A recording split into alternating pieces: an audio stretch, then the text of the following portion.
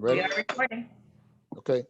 I call this council budget workshop meeting of February 24th, 2021 to order at 7:01 p.m. Will everybody please rise for the Pledge of Allegiance? I pledge allegiance to the flag of the United States of America and to the republic for which it stands, one nation, under God, indivisible, with liberty and justice for all. Will the city clerk please read the Open Publics Meetings Act?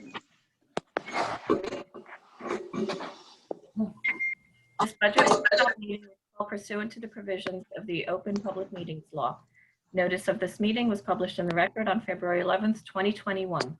In addition, a copy of the notice was posted on the city's website, the bulletin board in the municipal building, and filed in the office of the municipal clerk on aforementioned date. Please take notice that in accordance with the Open Public Meetings Act, NJSA 10:4-6 et seq, and Local Finance Notice 2020-21, New Emergency Regulations, remote public meetings held during a declared emergency, issued by the Local Finance Board on September 24th, 2020, and NJAC 5:39-1, Emergency Remote Meeting Protocol for Local Public Bodies establishing standard protocols. The City Council of the City of Englewood adopted Resolution Number 47-01-19-21, authorizing the City of Englewood schedule of council budget workshop meetings for 2021 to be held remotely via Zoom.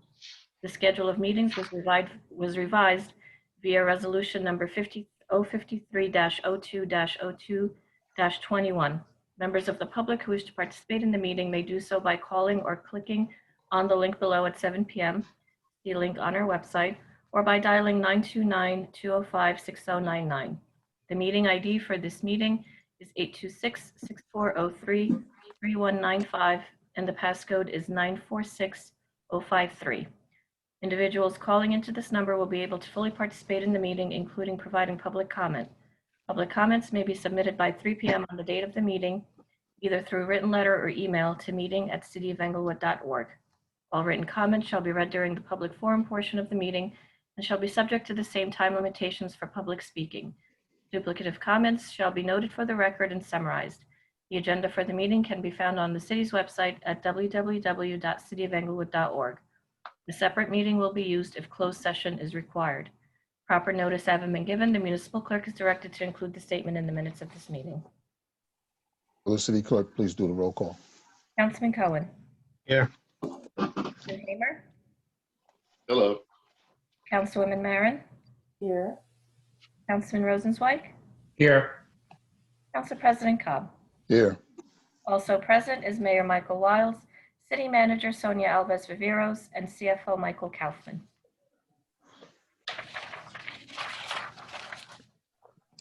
Okay, tonight's budget workshop agenda items are Building and Code Department, Capital Budget and Engineering, and wrap-up session. So right now we'll have Building and Code Department start. Good evening. There, I'm looking, hello? Let me just give a quick 10-second summary. Just their budget is going up. Their salary and wages, $23,000, which is 2.19%. And their O&E stayed the same, 0%. So the total increase was 1.9%.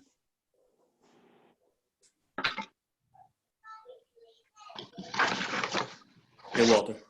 Sorry. Okay, so as Michael wrapped it up right there, we're under the 2%, which sounds great.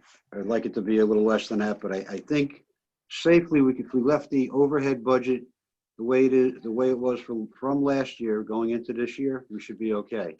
Now, we didn't spend money on books last year, the $1,500 book allotment, but the new code is coming out in 21 and we'll be purchasing a lot of books. The code books have to be updated when the code changes.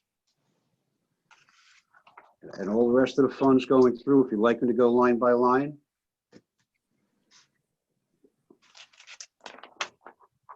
I think it would be helpful Okay. if you could go to the big targets and between you and Sonia and any capital projects with Franz, please, Actually- please do.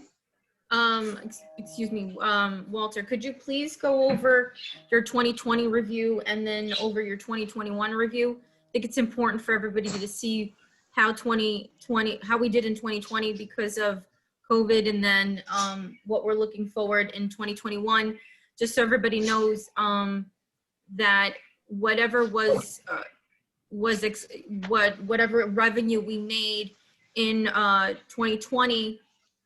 Michael, could you just please note what the state has allowed us to project in terms of revenue? Because this is a department that generates, or is one of the top two that generates most of our revenue aside from court and recreation programming. We had an increase over last year, so it's not affecting, the budget is going up. The revenue anticipated is going up this year from last year, so it was a positive, even during the coronavirus. I just wanted to note that. So Walter, if you could just go over 2020, what those permits and fees look like, and then talk a little bit about property maintenance, and then what you're looking forward to doing in 2021. Okay, in 2020, we were up by $220,000 over the 2019, and we were up about $300,000 over the 2018 income for UCC permits. That would be building, electrical, plumbing, fire, elevator. Actually, elevator is the only one that stayed exactly the same. We had 10 new elevators this year and 10 new elevators last year. But the income was pretty good for a year that we had a lot of days out due to COVID. We worked hard and we kept everything moving. And the projects are coming in. People want to move into Englewood. We're trying to keep up with them. Then we get to property maintenance. Certificates of continued occupancy and certificate of rental occupancies. They were kind of stagnant over the year, surprisingly. They were the same as 2019, right in the same range. A little low on the certificates of rental because the mid-rises wouldn't allow people to move in and move out during the height of COVID for about 7 months. Now, so the income was pretty stable. The employees worked hard to keep it moving. The one thing we were attempting to start this year was a scanning situation. We were going to start with, I was hoping to start with the smallest part of the office, which is CCOs. And to set up the system, it's about $23,000. I have two different quotes, so that we were sure we were in the right price range of what they were offering, and we can go back and forth. Sonia, I didn't send you that quote. I just received the other quote from Fovionics recently. And the numbers are close. I'd like to start with scanning, because the more scanning we do, the less paper storage we have to have. And right now we're spending $1,000 a month for paper storage down in Patterson, because we don't have a safe place to keep it in the building. The basement just doesn't work for us. We've had some water problems. And it is the movement, actually the state is really looking for all departments to go with scanning and digitalization of all files. This helps with OPA requests, makes it a much simpler task. And we do almost 800 OPA requests a year. So that's what we're looking at as a major project for the year. That 23,000 is just a starting number. Of course, the more we scan in, the larger the number gets, but they do come and pick up the items, bring them to their place to scan them. They hold them until Artemis comes in, which is the state that tells you what you can destroy and what you have to keep. They pretty much destroy all the documents after it's fed through this scanning situation into our files. It's a state, can I say it, authorized system, and they watch everything that we do. And it also helps clean up the office. We have less file cabinets and more room, more elbow room for the employees, which with COVID was a huge task to try to spread everybody out. Do we have any other questions, or would you like to go line by line to?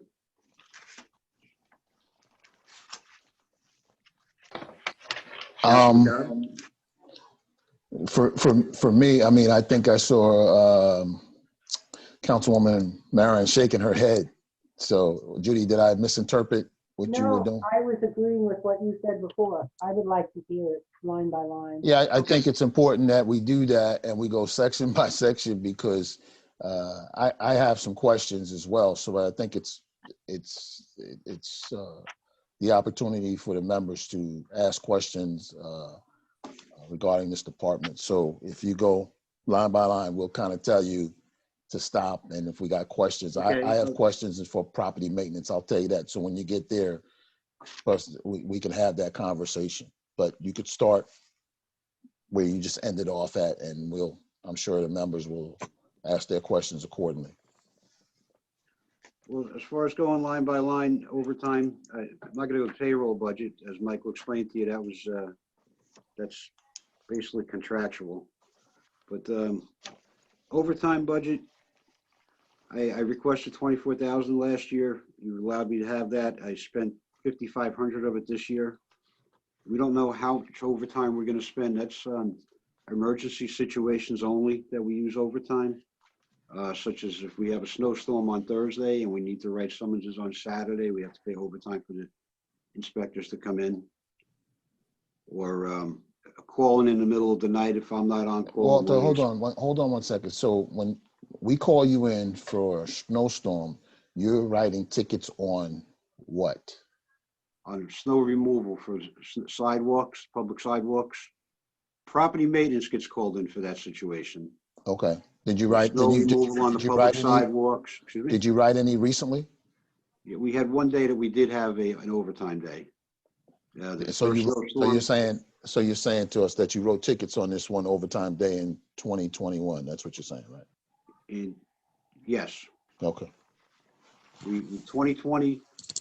Of course, we didn't have any snow. The overtime was encumbered by, if I'm off for the week and somebody's on coverage, the contractual is a 4 hours at time and a half if they come in, and that's where the overtime comes in. So if they're coming in to go to a fire scene or some type of emergency for plumbing or electric, they get paid at an overtime rate when they get called in on overtime. That's only for emergencies. We don't typically use overtime on a standard week. We do have an overtime situation where the contractor can pay us if there's an emergency, if there's a shutdown, which I've explained in previous years. There's a fee that the contractor pays because they need to shut down the electric. Say at the hospital needs to do a switchgear turnover. They have to turn it off in the middle of the night. To switch the gear, they'll pay for the inspector to come in because the inspector has to have his eyes on it for the inspection at 2 o'clock in the morning, along with public service, electric, and gas. So that's just something that, and you won't even see that in this overtime budget because they pay it through the city, and the city will pay the inspector, but it doesn't really offset it. It just offsets itself. It's equal with a few dollars that the city gets out of it. Okay. Yeah. All right, keep on. All right. Advertising. Anytime we need to hire anytime if code enforcement needs a new employee, we have to advertise. We have to pay the bill for it. Human Resources puts the ad in and does the advertisement, but they back charge us for putting the ad in the newspaper or in the government website. Sonia, what does every department get charged that way if they're posting for an open position? I'd have to check on that. Yancy, do you, when you put stuff in the league, does it come out of your budget? I'm not sure what budget line item it comes out of. I'm not the one who posts ads in the league. Okay, I'll check on that. Mr. Kaufman, where's that at? Somebody's got to see something because that doesn't, I don't think that's. I have historically been charged on this advertising budget for years, so. So I just want to know, are we consistent? Are we charging each department, or there's one budget that comes out of Human Resources for advertising for employees, and that's where it should be? Where should that land? That's typically where it should go, right? You're right. That's my thought. It should come out of HR, but not be charging each department for that. Correct. I'll follow up. Could somebody look into that, please? Thank you. Keep on, Walter. Thank you. Postage, we're hoping it's gonna be around the same number. We do mail a few more items out. But we spent $3,340 last year. It was an average of the last 4 years, so I'm comfortable with that number. Printing and binding, we spent a little less this year because we didn't buy applications. People weren't coming in to get the forms, they were printing them out. But coming in March, April, we're gonna be opening back up the doors, and I think people will be back in and using our forms. So I'd like to stay in that area. Those little orange cards that we put on, or the green cards that say we missed you, or the white cards that say you passed inspection comes out of that line. Again, we didn't use a lot of those this year because we were doing things a little differently. But when we go back to normalcy, or as normal as it would be, I think that will come back up to that price. Office equipment, Citizen Serve, our operating system, and one of the copier leases are on there. So it does show 27,000, but one of the copier leases was supposed to be charged there, but they charged out to a different line. So I'm pretty comfortable with that number. Specialized services, we use that for the uniforms and the prosecutors. The prosecutor was typically $8,000 to $10,000 a year. We were a little less this year because we had a few less court dates. So Walter, sorry about cutting you off, but let me ask you. Okay. So you're saying that the salary of the prosecutor comes out of your budget? We have a prosecutor for code enforcement. No. I'm saying, I'm just asking the Yes. question. Is it And coming we out have a of? budget, we sign off on his hourly rate, or he has a typical rate for the 3-hour court Right. sessions that we do. So Sonia, is that right? Is that where it should land? Yeah, that's how it's always been. That's where it should be. Now, I'm asking her. She's been in a few places. Maybe she's seen it landing somewhere else. Yeah, just getting that, seeing where it's at. Just all. That's all. Just saying it for consistency, Mike. Well, so long as we could depict it Right. in their budget, but typically it would go under the municipal court budget Well, that's what. or under legal. Right. It under would legal. typically actually Yeah. go under legal. That's where it would go. Right. Michael, should we put everything under those budgets like that? Can we do that, or you and Sonia think about that or talk about that? Because that's, you know what I'm saying? They were consistent, those things. So we want to know, Right. if we ever want to know how much we spend collectively on legal services or whatever, we could just push that button and you got that number right away. You know what I mean? Huh? Michael, you could just move that line over. Yeah, okay. Yeah. We'll do that. You know what I'm saying, Mike? Yeah, Yeah, I think for consistency purposes, so Mike, you you don't can't- go crazy. You can't take the whole line because I need it for a few other things that we use it for, like. No, but that line, that part of the line, we could move. We could average it out. Yeah, we'll take it out of there for prosecutor and send them over wherever. Yeah. Okay. Books and publications, as I said earlier, 2021 code is coming out. We'll spend the total $1,500 right away as soon as the codes change. And that could be any time from May until December. And then we'll spend about probably another $300 or $500 the following year out of the budget. So what I have to do is I have to buy one set of code books, and we need duplicates of some. So I got the duplicates into the second budget term, so we don't overspend our line item. Okay. Office supplies, that bounced around a little bit, but we did come out to about the same number, 2888. We're still using tape and staplers and all those other little items. Meetings and conferences. We didn't use any money because they canceled our conference that we usually send. We usually send the 4 subcodes or 3 subcodes and the 1 inspector full-time to the League of, to the state seminar. It's a 3-day seminar, which is works out well for us because we pick up a lot of CEU credits. We get to do at least 2 2 CEUs, and the one evening they have a round table, which you get so much out of. It's well worth the trip down there. They have 30 tables with 4 or 5 hours of participation. It really works well. So I'm leaving that number. They're planning on having this in, I believe, end of September this year, because they're not, right now in March, April, it's usually in April, May is Building Safety Week, but they're not ready for that. So I'd like to leave that number the same. We also try to send the zoning official and one of the property maintenance officials to the League of Municipalities, because there's some CEU credits that they can get down there. But again, that was canceled, or it was online and they weren't really interested at the moment. Memberships, $750. That varies sometimes because we have different professional certificates that we might pick up, different licenses that expire at different times, and we are under the Uniform Construction Code. We are liable to pay for everyone's licenses that have UCC licenses.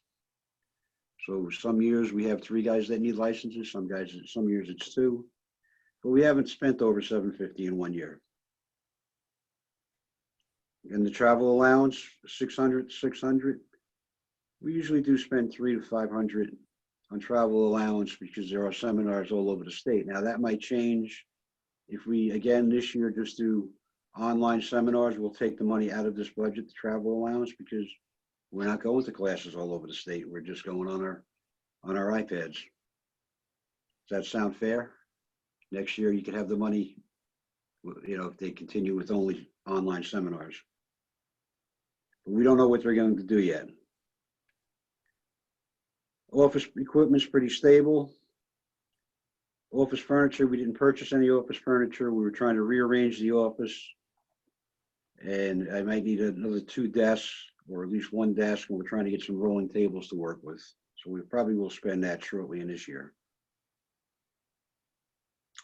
And other equipment, we only bought thermometers this year. Sometimes we have to buy hard hats and other safety equipment, but this year we didn't really do a lot with that. Again, we were not doing the same inspections that we were doing previous years or using the same equipment. We're changing over things as we're going. Motor fuel, $2,500. We're probably going to be in that range. Elevator fees, there is an outstanding fee coming in, and it comes out to close to the $64,000. Walter, can I interrupt you for a minute? Going back to what you said about the office. It's my understanding that there was a lot of work done to the office spaces with plexiglass and different things of that because of COVID. That also took place in your office space as well, right? Yes. And that wasn't no expense to your budget because that was all under the CARES Act, right? I believe, Correct. Mr. Kaufman? Correct. We did it. Yes, the CARES Act took care of it. Right. We had the plexiglass in right away. We put a new enclosure in the front, so when people come in, they're not leaning over the counter and breathing on the people at the front counter. Right.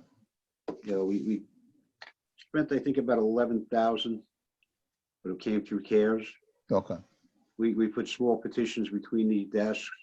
But when I'm speaking of office equipment, or office furniture, I'm talking about maybe another desk or a cadenza and some tables that we have to move around. Right now we're adjusting, and it's a fluid situation. We're trying to make it work the best that we can with the amount of people in there. Right. And getting the file cabinets out is part of renegotiating the office space, doing the scanning program to renegotiate more office space so people have more elbow space. I'm planning for the future. I don't see us going virtual ever, as far as the building department is concerned. Vehicle equipment, we're on this year will be the last payment for that vehicle that we leased for 3 years, and then we will own at the end. And I'll be asking for money next year towards another vehicle. As I had mentioned in the beginning, it's a rollover type system so that I can move the older cars offline and bring in some newer vehicles, but without a big dent to the city's pocket.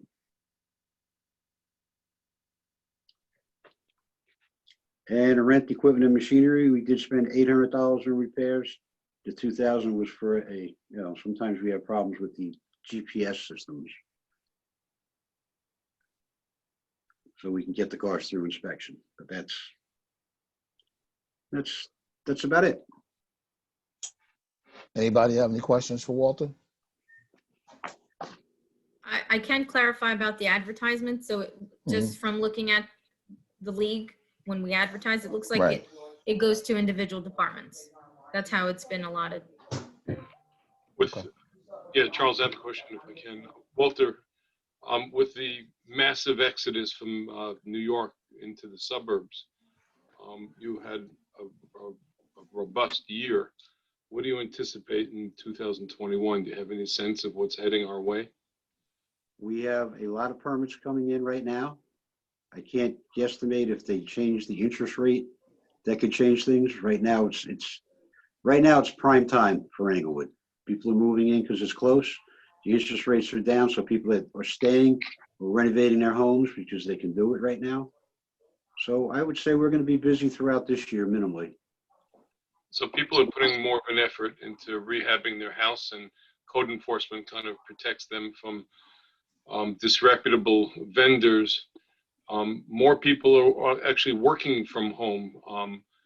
This may kind of intersect with the fire department, but do you see a greater sensitivity to some of the work home kind of issues that are coming on? Is it necessary to do, or would it be thoughtful to be doing some kind of education to the community, what's acceptable, what's not acceptable? People, I'm a lawyer. If I have people coming to visit me in my home because I'm working from home, are they permitted to come in the main entrance, the back entrance, shoveling your snow? These are code enforcement issues that are new in the pandemic. Do you think there's a need to educate the community? But there's always a need for education. As a matter of fact, the little blog that I put out that's going out in my Englewood this month is now that people are looking towards projects, you could call us, you could email us to find out if you need a permit, if it's major work, minor work, and we'll help you navigate the permit system. And as far as people using their homes as offices, you're allowed to use your home as a home office. Only I think it's up to 1,000 square feet or 1/3 of the home. So if people are using their family room now as an in-house office, it's already in the code. So it's a reasonable item to think of. We haven't had any problems with that. And we've had questions, of course, and we explained to people what the criteria is: less than 3 employees, yourself and two other people. Yeah, there's certain criteria, and it's really pretty simple. It's easy. Is that readily available for the public? Is that posted on our website? Yes, it's in the zoning. It is in zoning. Thank you. In home offices in the residential areas. Judy? I've gotten a couple of calls from residents of the third ward complaining about people that are renting out their basements or they're turning their one-family house into a two. Now, is your department the department that would handle this? And if so, how do you deal with these issues? When citizens call you and report the situation, how do you deal with it?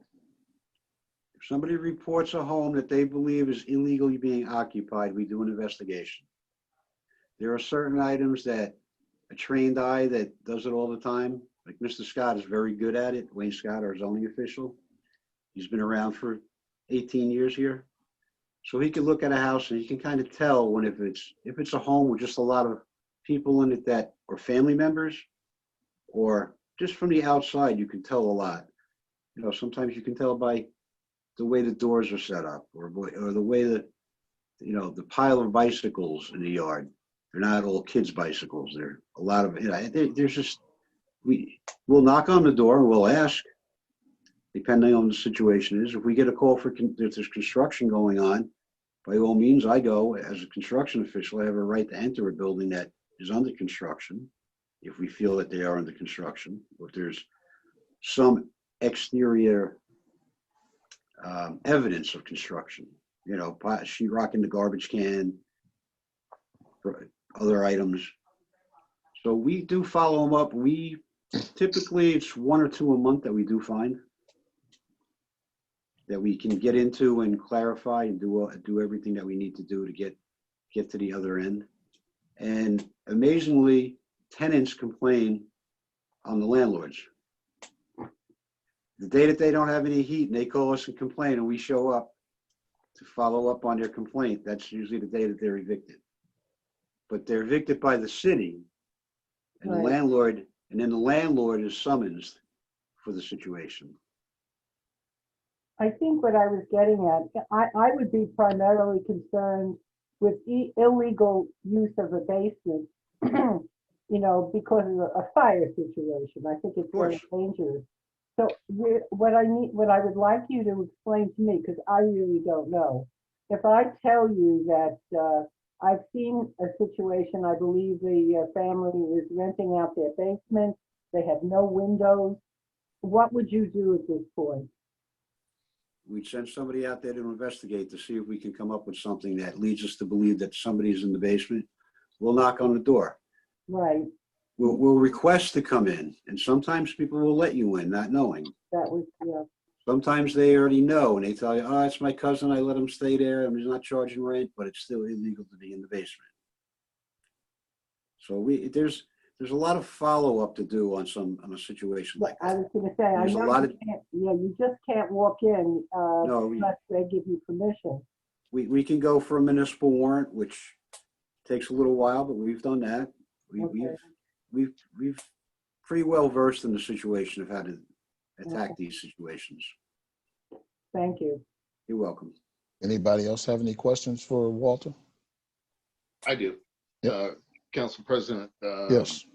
Mr. Deptouch, just want to find out from your view, given the pandemic, what are the most pressing issues for code enforcement, you know, for 2021 that we need to be concerned about as a city?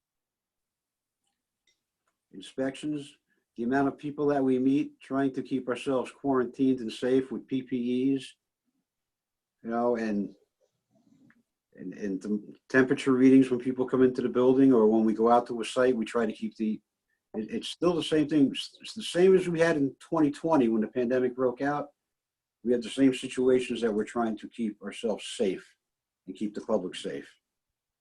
That's the biggest issue with code enforcement, is to actually do the inspections. You know, it's sometimes hard to get to a house and say, okay, everybody has to be out of the house, and then we'll go in and do an inspection.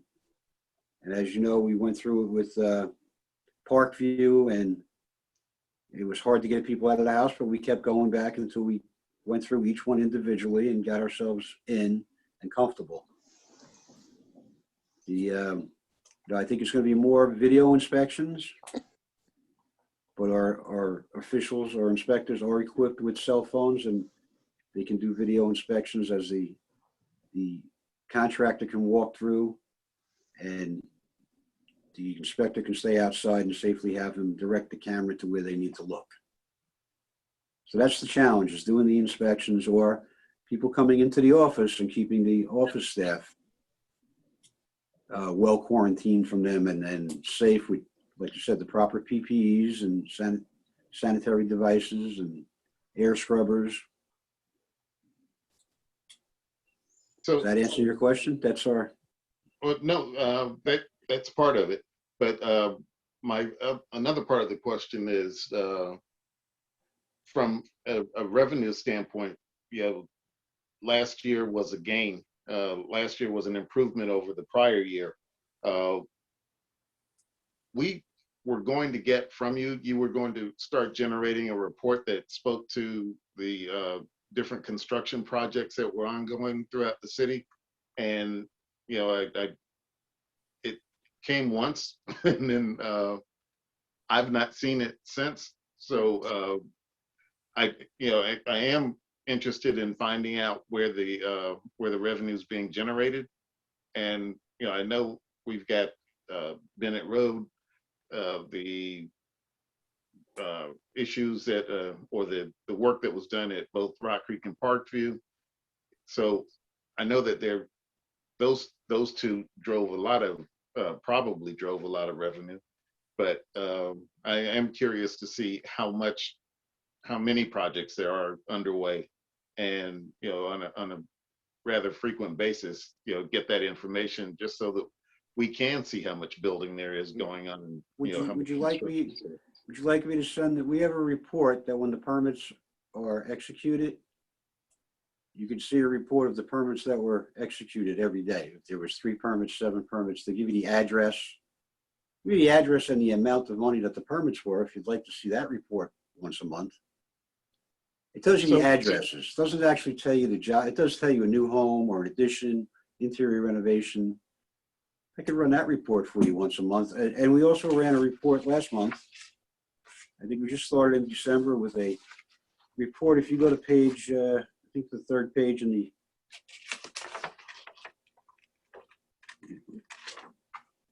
we've been sending out a small report of permits issued for the month, CCOs, CROs, a monthly report. Notice of violations, we've been sending that. Sonia just received that in December, January, February's coming up. So no, I'm not necessarily interested in the raw numbers. I think I'm going to put my thoughts to it and speak to the city manager and see if there's some sort of metric that we can use, that we can gauge what is going on, the number of projects underway, and on a fairly frequent basis. I'm not talking about a weekly report. I do want something just so that we can have a finger on the pulse of what's happening and where it is happening generally, so that we have a sense of what's happening around town. So I'll follow up on that a little bit more. Another question. There was a report that started a few months ago looking at moving across town and basically doing a sort of street by street update on violations and Property maintenance report that we started, yes. right. According to those reports, how do you feel that's progressing, and what other areas do we need to focus on so that Inglewood can sparkle the way it needs to? What other reports other than property maintenance, or are you just interested? Based on the reports that are being generated and what you're seeing, based on those reports, the numbers you're seeing from those reports, how is it going? Is that a fruitful exercise? Are we getting market improvement, or are residents benefiting from learning what needs to be done, what can be done, what shouldn't be done? How's that progressing? The actual inspections are working well. They're doing block by block as was requested. Right. And they've put one inspector in each zone. Okay, so they're working through it and then going to another part of the city and then going back and going through again. So they're on a constant block by block, but the block might not be seen for 3 or 4 weeks because you can only do so many blocks in a day. Depending on how many violations you find on a block is how long it takes you to get. You might only be able to do 1 block in a day. If you have a lot of blocks that are in good shape, but I think people are getting the message because they're out there and they see them. They see the car on the block. They see the uniformed inspector going up and down the block. So I think it just, given the presence, I think it helps. Okay. So is there a way that you can put out through the city manager some sort of notification that this is what is going on, that property maintenance inspectors are going to be out, investigating and helping, and to the mayor's earlier point, and you said information is good, learning is good, or whatever the term was, just putting the information out so that it helps people manage expectations, and and we benefit from it because not everybody comes here knowing exactly what they should be doing, and the inspectors moving across the city, is certainly a benefit, and we don't want it to seem like it's oppressive and just trying to come down on people. There's a reason for it, and the reason is we want the city to shine a little bit better. So some way, in some way, shape, or form, if we can get the information out to people that this is what we're looking for, and it's readily available so that they can see, people are trying to do things, during pandemic, and more people are working from home. So they're putting things out, getting, their basements cleaned out, their garages cleaned out, the attic, the other extra rooms. They're getting rid of all kinds of stuff. But they can do something, without bad intentions, but wind up getting a summons, or getting it, the inspector's attention. I'm just wondering if there are ways that you can educate people. Wayne Scott, many moons ago, when he was had a pamphlet that every time we did a CCO at a one-family home, and it was a small pamphlet, a couple of pages of garbage day, basically like similar to the calendar.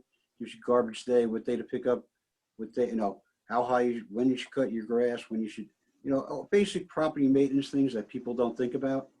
Right. So he used to hand that out to people, and also not advertised, but it also told you how to go pay your taxes at City Hall, or all kinds of things that were city orientated. And as you're saying, like, your garbage only goes out on Thursday. So when you buy the home and you're moving in, this.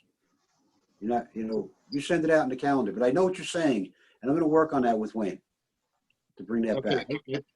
I'd be glad to hear about the progress on that, because I think it's ultra important that people get a sense of what it is, because even if things are more and more transient, and as people move in and people move out, we need to share the information about what is going on, and how people should maintain their properties. But anyway, that's I not agree with budget you. related. I'll follow up with that. It's certainly a concern. Mr. Hamer, what we could do too in the first newsletter, now that spring is coming in the near future, we could put together a do's and don'ts of property maintenance, just like we would do for like DPW, about trash shredding and things like that, spring cleaning. And so we could do a little housekeeping with Mr. Deptuk's department as well. I think that would be a benefit. Thank you. Thank you both. Oh, yes, and in the end of the newsletter. That would be great. Anybody else? Ken? Hey, thank you, Council President. Yeah. Thank you, Walter, for the presentation. Are there any bottlenecks in inspections? For example, is electrical very difficult to get done and you get behind in that, or different aspect of inspections? Are the builders and the homeowners frustrated by any aspect of the inspections that we might be able to help you out in facilitating that and keeping it running smooth? Of course, we could always add more manpower, but we're pretty safe to say we're keeping it within a 5-day range. Most of the time, it's a 2 to 3 day wait. It's not a terrible wait. We've been doing well with that. Plan review, we've been a little backed up on because of the time getting into the office. So getting the permits out, we've been slowed down on. The less time that the subcodes spend in the office, the less plan review we get to do. And that's a bit backed up, but I see it should flake out in another six weeks or so if we get some good weather and everybody's in the office. But thank you. Yes, we may have to add a subcode at some point, but I think this year we're good. We have a little backup in plumbing because one of our part-time plumbing inspector did get injured in the field. But luckily, our building inspector also has a plumbing license, so he's helping out in that department. We try to only hire dual license inspectors or subcodes so that we can do that.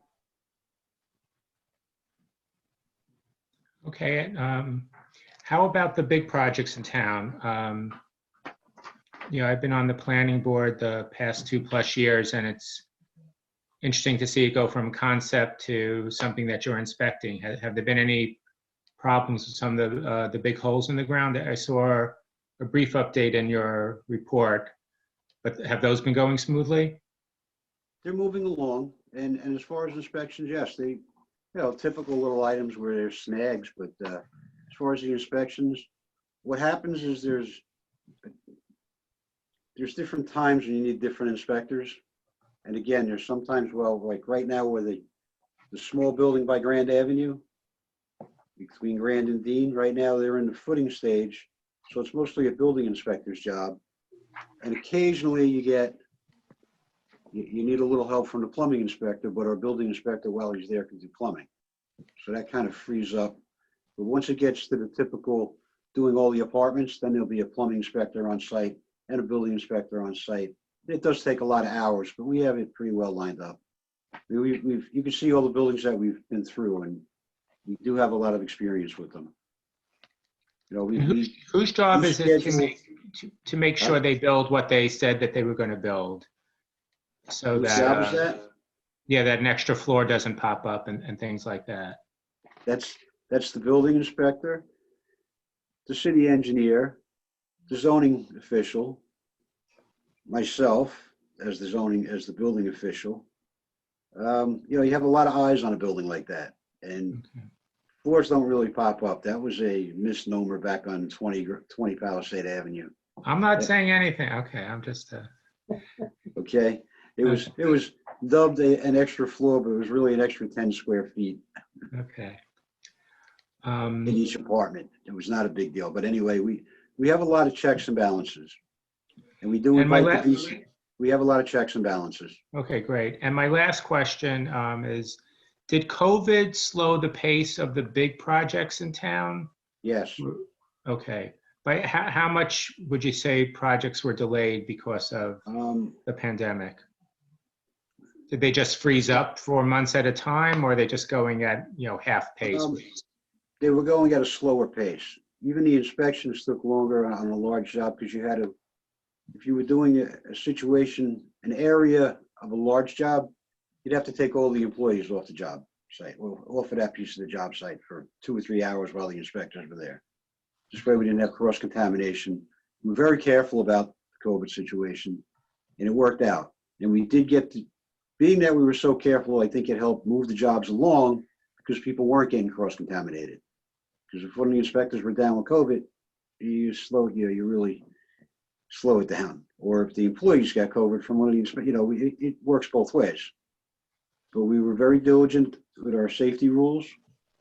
We do large projects all the time. There's always a large project going on in town. Right now, with the large project at 40 Bennett was held up probably a month, but it wasn't really due to COVID. It was material that was sent incorrectly. The lumber is coming slower, so it's slowing them down a bit. And from what the most recent conversation I had was they're starting to look for appliances and they might have a problem there.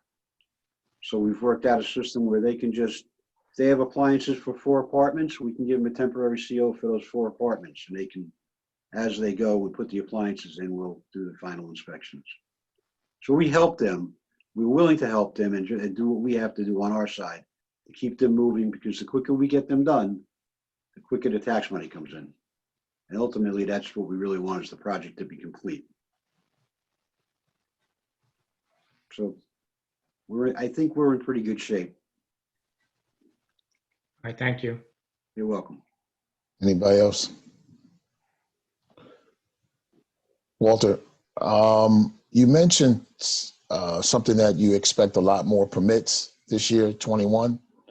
And I know that permits is a sensitive topic because often or not,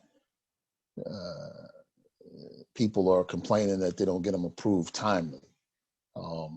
So since you're anticipating a lot of heavy traffic regarding permits, are you going to implement something that we can try to turn these things around as fast as possible? The only way there's two things that work with that situation. We could hire more subcodes to do more plan review, right? And if we don't have the days out, last year we had a lot of days out COVID and a lot of days for other circumstances. And going into this year, I think we've been out 14 days already, or 15 days, working days, for various different reasons. So everybody is waiting a lot longer right now for permits. You said you've been out 15 days? You said you've been out 15 days already? 15 days. Already? Since the beginning of the year? Yes, because of either shutting down for a day to sanitize the office for COVID, or something else happened in City Hall. We were out a few days, snow day, and if it's a bad snow day and nobody's coming to the office to do plan review, you could work at home. Working at home really isn't doing plan review. You could do a lot of other items on the computer and on the phone and set yourself up for inspections, but the plan review, you can't do at home. So that's one of the reasons why we're backed up. Now we can hire extra people, but I don't know if that's really the right way to go. I just want to get some clarification here. Are we talking about permit process, or what are we talking about? Because one of the things that we're trying to work through right now is working through an online platform, and I actually just got a quote from Edmunds to try to do an online permitting system. So yeah, I mean, often not people complain about the whole process. So I think it's the process, and it's the turnaround time from the time I submit to the time that I get approval to do whatever I need to do. And based on what Walter was saying, that he anticipates that there's going to be a lot of permit requests in 2021. My question is, how do we plan to manage that, or anticipate how we're going to do that? So City Hall is opening up by appointment only, March 15th. So that will be part of that solution. But I think we need to explore and get another quote, Walter, on the current system that you use. But I do have a quote from Edmunds, which is under the state contract, to open up that permitting process online. The permitting process online works to a point, but and that'll work with CCOs, CROs. It'll work with some of the items, but when it comes to the construction permit for an addition or a building, the state hasn't changed their mind yet. You can send everything in digitally to me. We could have it. We can do the plan review, but we can't release the permit until everything comes in a hard copy, signed and sealed. And then we have to review it a second time. That's the only downfall of the whole system. The state hasn't qualified the whole, or got the package together to make it work seamlessly. Well, but payment online would be great.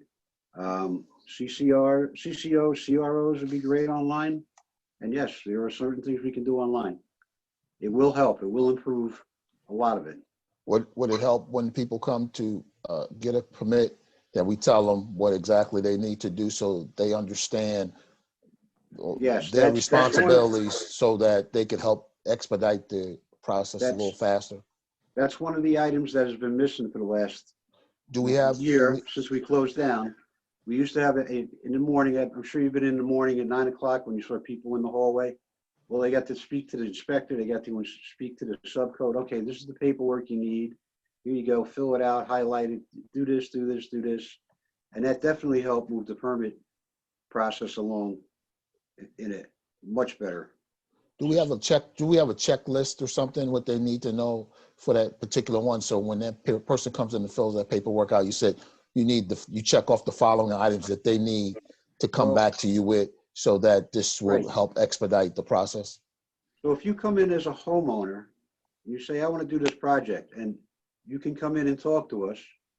We go over it with you and say, okay, all the highlighted areas you have to fill out. This permit, this permit, this application, this application. We'll give you the whole packet to leave and take home and go do it. The system now is we're doing it on emails, we're doing it over the phone. People aren't as, it's not as conducive. Here's what I would suggest is that you take, let's say, the 5 most popular applications, residential, I'm doing a bathroom rehab, okay? Write down the items in the required paperwork for that, and then have it attached to the application. So we could at least put those things online. What that would entail for those popular permits that people seek. Okay. We just need to make it faster, I think, turnaround time. It'll make everybody's life easier. Councilman Cohen? Just very simple question. I just, I know we always talk about in order to speed things up. Walter, you always say that if we had more bodies, more subcode officials, or more people, more inspectors, that would always, that's the clear path to speeding things up. And obviously, we always do a cost-based analysis of how much work was coming in and what's the how much we're getting from permits from each person and all that balance. My question is, at this point, if you're anticipating, which I do agree, we're going to see a lot more permits, I believe, in this coming year based on the interest rates and people moving in from Manhattan, and I do agree that logic dictates that we will have a dramatic increase, we'll have a sizable increase in permit applications for these kind of things, which if that volume comes, things are going to slow down and people are going to get frustrated. So my question is, have you done an analysis or can you get us an analysis of of how much an additional body, a subcode inspector, would cost, and whether or not you think that in the coming year the differential in how much you can do permitting wise would cover that cost? Because if we're saying that we're going to have additional permits of X amount, that would cover the cost of what such an individual would cost us to hire anyway. At that point, if we can be cost neutral there, then it's something to seriously consider. I mean, have we done such an analysis? I'm constantly thinking about it. Right now, we could use another plumbing inspector. $35,000 for a part-time plumbing inspector. It's really not large money. Another CCO, actually a CCO inspector I was looking to replace sometime this year. We lost one before COVID started. I didn't replace him because of COVID. We weren't doing CCO inspections per se the way we were doing them. So we offset it with giving 2 other people either an extra hour or 2 here and there to just do CCO inspections. So yes, we could improve the manpower, and if you'd like me to write something up and submit it, that would be great. You're on mute, Mike. From that, I just have a follow-up, I guess. Are you saying that we had job lines that we had prior to COVID that left that are unfilled? Only one, the CCO inspector, which we offset because we weren't doing as many of the inspections because we had a Sure. It just wasn't necessary to hire somebody last year during COVID. So is that a job? Well, 2 questions. One is that I just don't have it in front of me. Is that job line in your current budget? Yes. So our budget calls for that extra person. So are we in the process of hiring that individual? I haven't really pushed to hire that individual because I'm waiting to see what's going to happen here.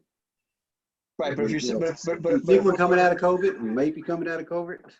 No, my question is though, if we're already having the budget line, and it's already in everything that we're talking about, and if we're anticipating, the addition, shouldn't we just fill that budget? Shouldn't we just fill that budget? Well, the salary was quite low. We might need to up the salary a bit, but not anything major. When you say, what's Well, the I think salary line on we had that? 15,000 in there for a part-time person, How much? 15,000. And what do you think it's gonna cost to get somebody? I think it would probably be closer to 25, 30 to find somebody reasonable that has the experience to do CCO inspections. And if you had a person that does CCO inspection, I'm assuming from what we said earlier that whoever you would look to hire, you would make sure would have dual licensing, correct? Well, on CCO inspections, that's not the same, but if we were looking towards hiring a CCO inspector, I would want him to also do the paperwork in the office. So he'd be dual, the person would be a dual person that could work the office or could be out in the field. So, but you can't, but is there any such thing as having somebody who can do CCOs who can also have a plumbing license? Because I know you said you're low on that. I tried that once, And? but I'll explain that to you offline one day, what happened with that. Sure.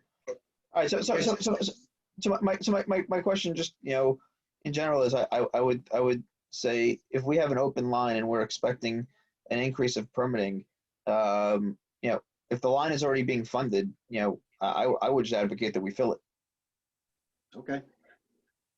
As I said, though, we might have to raise the price a little bit. That was really a very small part-time job for somebody.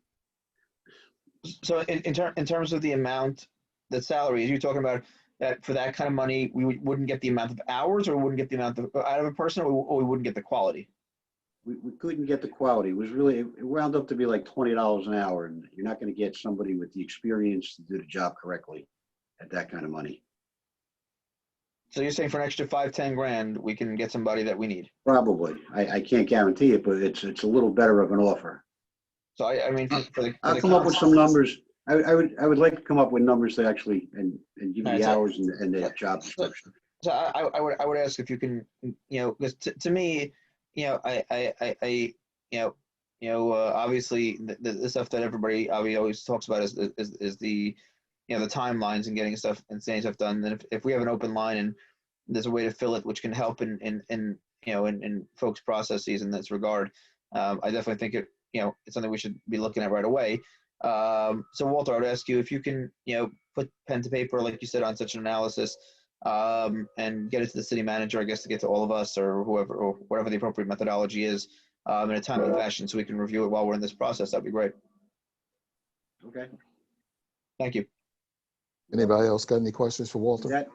Would that include a plumbing inspector also, a part-time plumbing inspector? Well, what I would ask is if we're talking about an increase in permits, I'd want to know what it takes to make a new plumbing inspector or a part-time plumbing inspector cost neutral.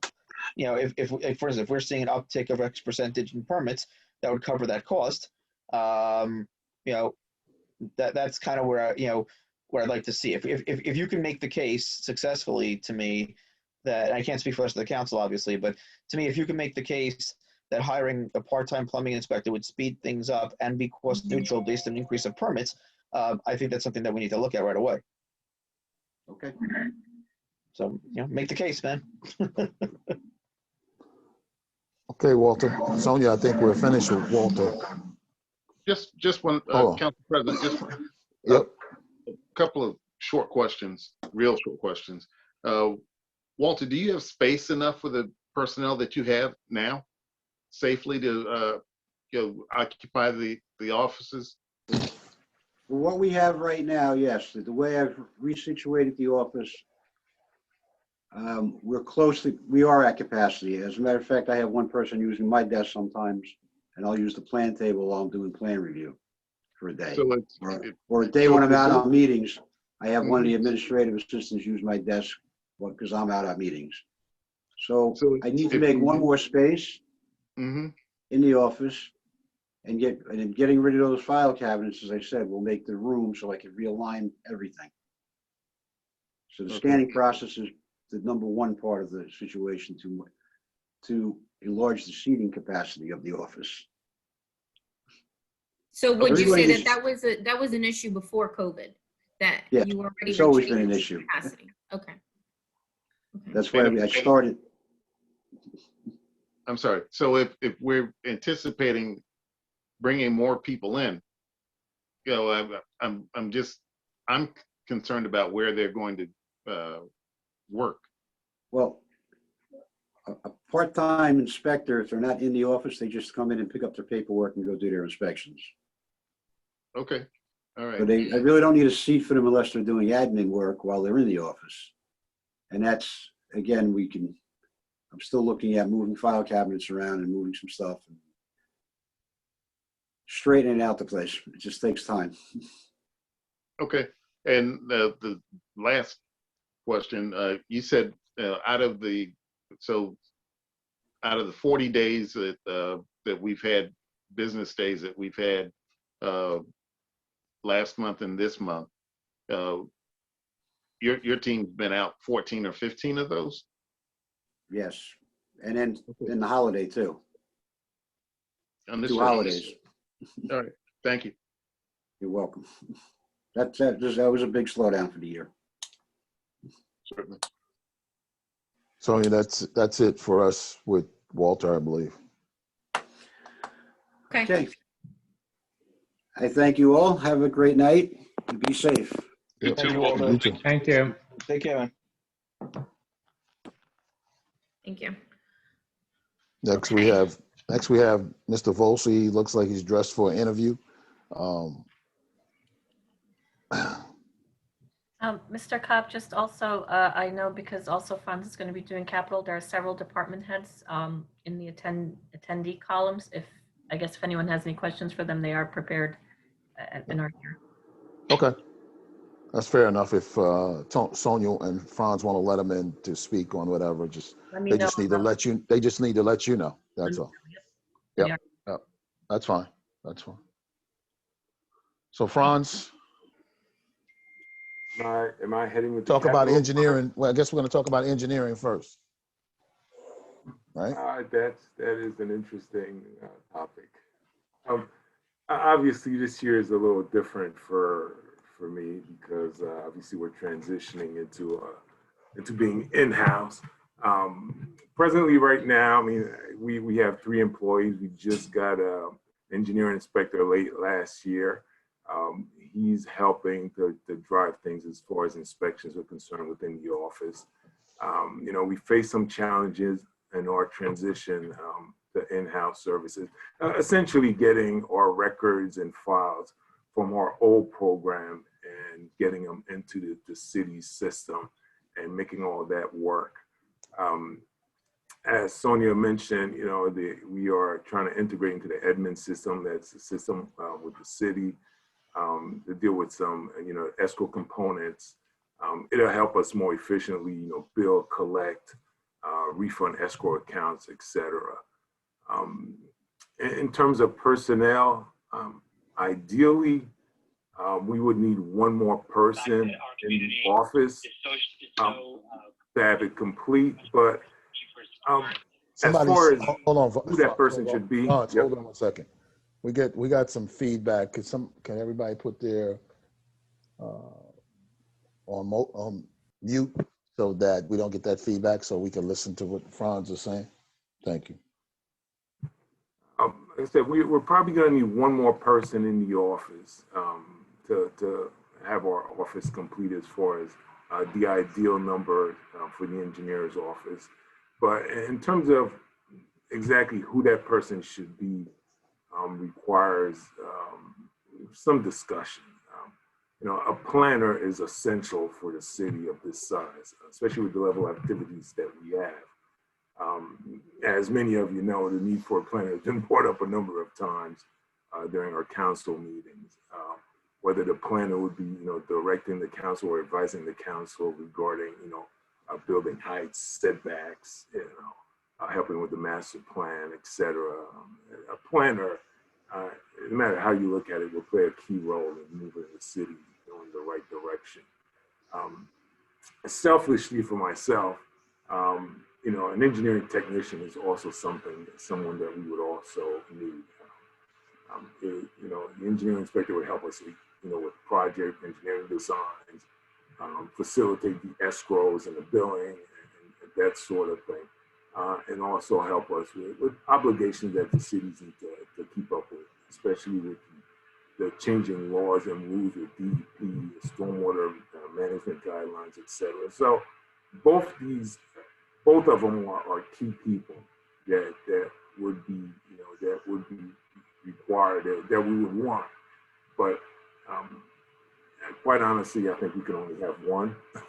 So, as I said, that's something that's worth discussing and finding out what would work best for the city. So, who that person should be.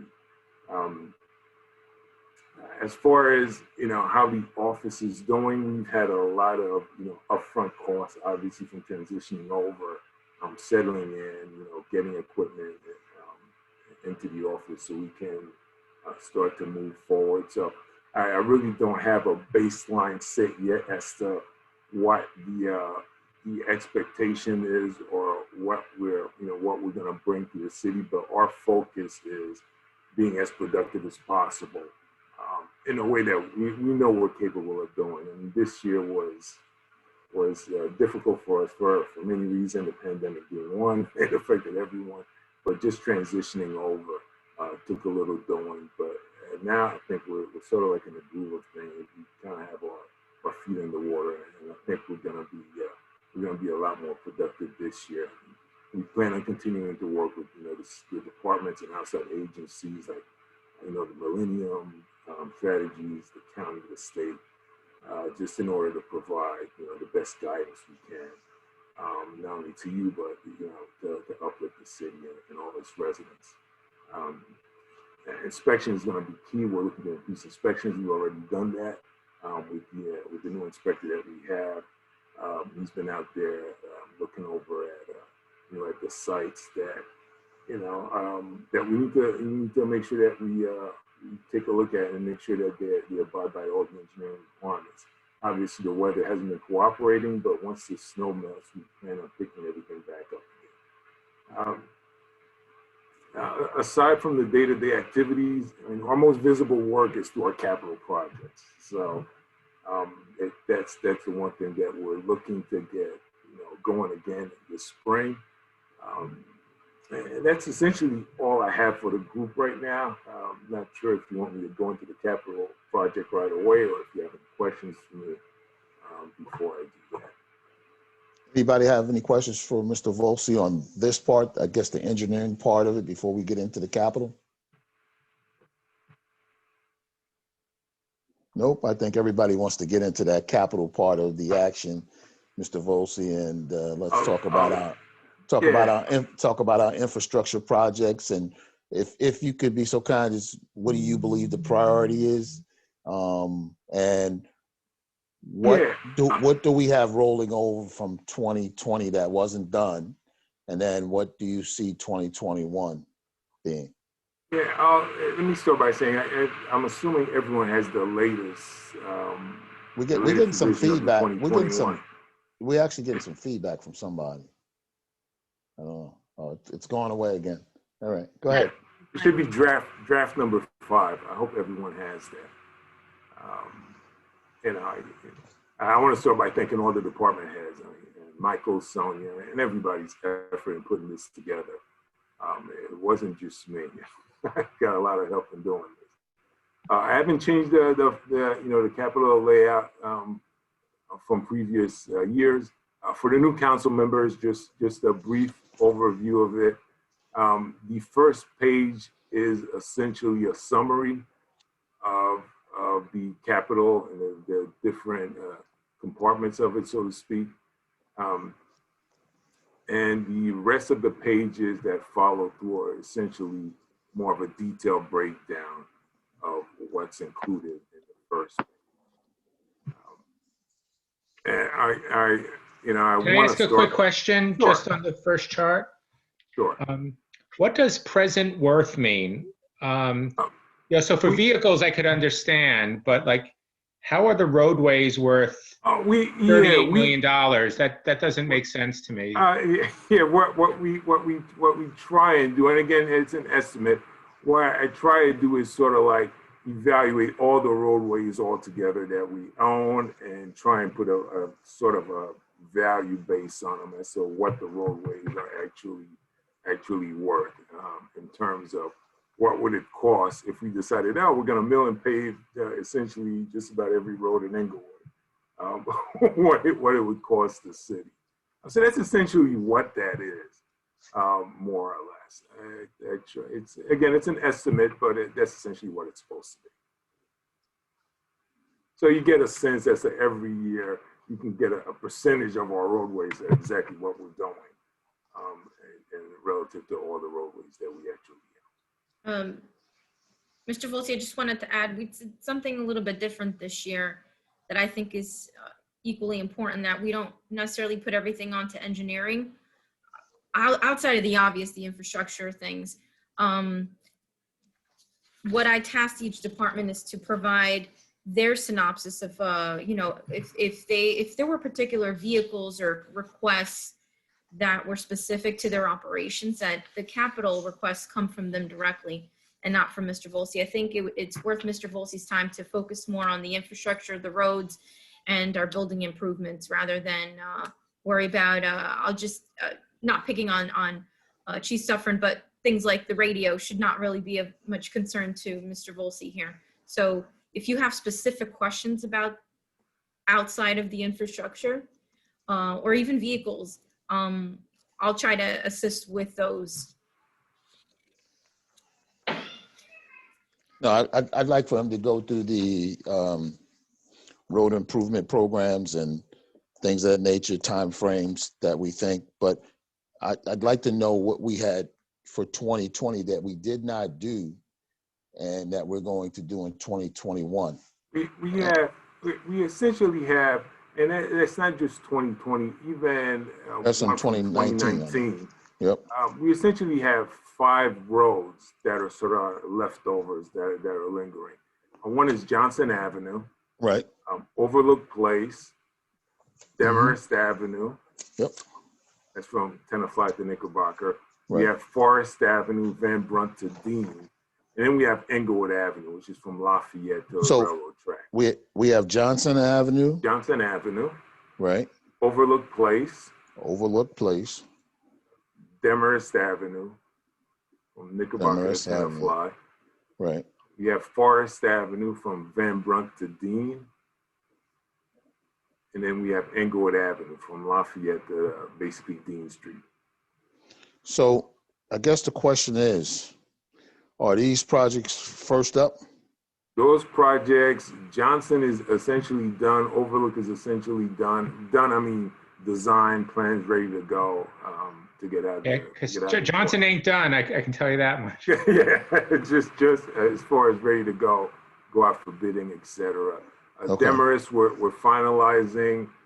Forest Avenue, we're finalizing. Englewood Avenue is the one that's probably the least complete at this point. There's some surveying that still needs to be done, and we're also looking to see if we can get some grant money for Englewood Avenue.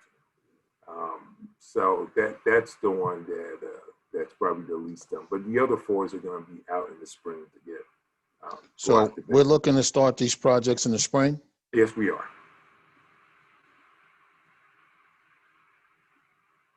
And these were on the 2020 capital budget?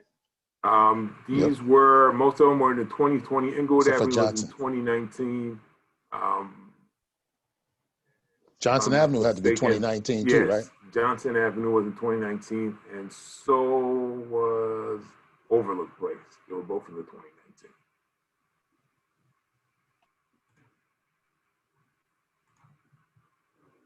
Okay. Mr. Volsky, I task you in getting these rolling to make these people happy. Yes, they've had to live with these things here, so we got to, and especially Demarest Avenue, there are potholes that are huge. Yeah, Demarest Avenue was from 2020. Yes, those are. And Forest Avenue was from 2020, right? Yes, Demarest Avenue, yes. Those are definitely the main ones that we're looking to get out as quickly as possible. Okay. It'd be nice to get these things started, put smiles on the residents' faces as they would see these ones. These have been long. All of these are needs, super needs. This would be nice to start these projects and get these things done in the springtime as we get beyond COVID. They could have nice roads to ride their bicycles and whatever stuff. Okay. So before I head into the rest of the capital, I just want to start by stating that there's probably going to be some revisions made to this budget, just based on some of the comments that I've heard from the departments during the department hearings. In particular, not picking on the police department. I just want to finalize my number, especially with the police department, to make sure that we're all on the same page here. With that being said, I guess we'll turn to page 2. And that's basically the roadways, the road reconstruction projects. Mr. Volsi? Yes. Before we get into road reconstruction, I want to ask you about the the road surfaces period. The number of potholes that we have and the depth of the potholes that we have. It's gotten worse, and that's not a reflection on you. It's just, I know some of it's resurfacing, and the manhole covers are seemingly lower than the surface of the road, causing cars to have to drive over them, and through those controllable potholes. But we've got to we've got to come up with another way to deal with what we have. It's rough, the roads that we have, and some of it has to do with working with the county. And sorry for rambling like this, but some of it has to do with working with the county. But, we've got some ugly roads, and we need to do better. And I'm not sure how we do what we need to do to get to that point, because it didn't just happen. It's over time. But whatever we need to do, and I kind of believe that the number I heard was we've got like 75 miles worth of roads all throughout this 5 square mile city. Yeah, we do. But whether we develop an overall schedule, and not necessarily a reactionary schedule, because the depth of the problem does create some emergency situations. But somehow we've got to come up with a plan to fix and take care of our infrastructure and fix what's broken. And I can absolutely put something together as to, if we want to get this done in a 20-year span, in a 10-year span, et cetera. That's a conversation we need to have. But that's not something that's going to be difficult for me to put together. I've done it before, and it's pretty straightforward. It's just the appetite as to how much it's going to cost, and what we're willing to do every year. That's a separate conversation that we'll talk about. But putting it together is not going to be the issue. Because I do believe having it in front of us will allow us to plan.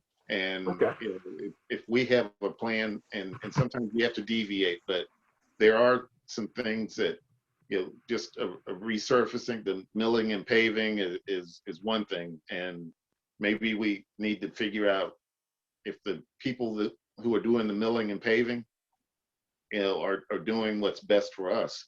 Because if the road surfaces are starting to crumble not long after they're redone, then that's an issue. And I know PSE&G and Suez come in indiscriminately, and I think they wait until we resurface or reconstruct, and then come and tear up something to redo a pipe or whatever, just so that they can tag it and say that they've been there. And then they do it in a standard way. So I'm not trying to take over your presentation. I just am very much concerned about the way we look. And those are real concerns, and I share them also.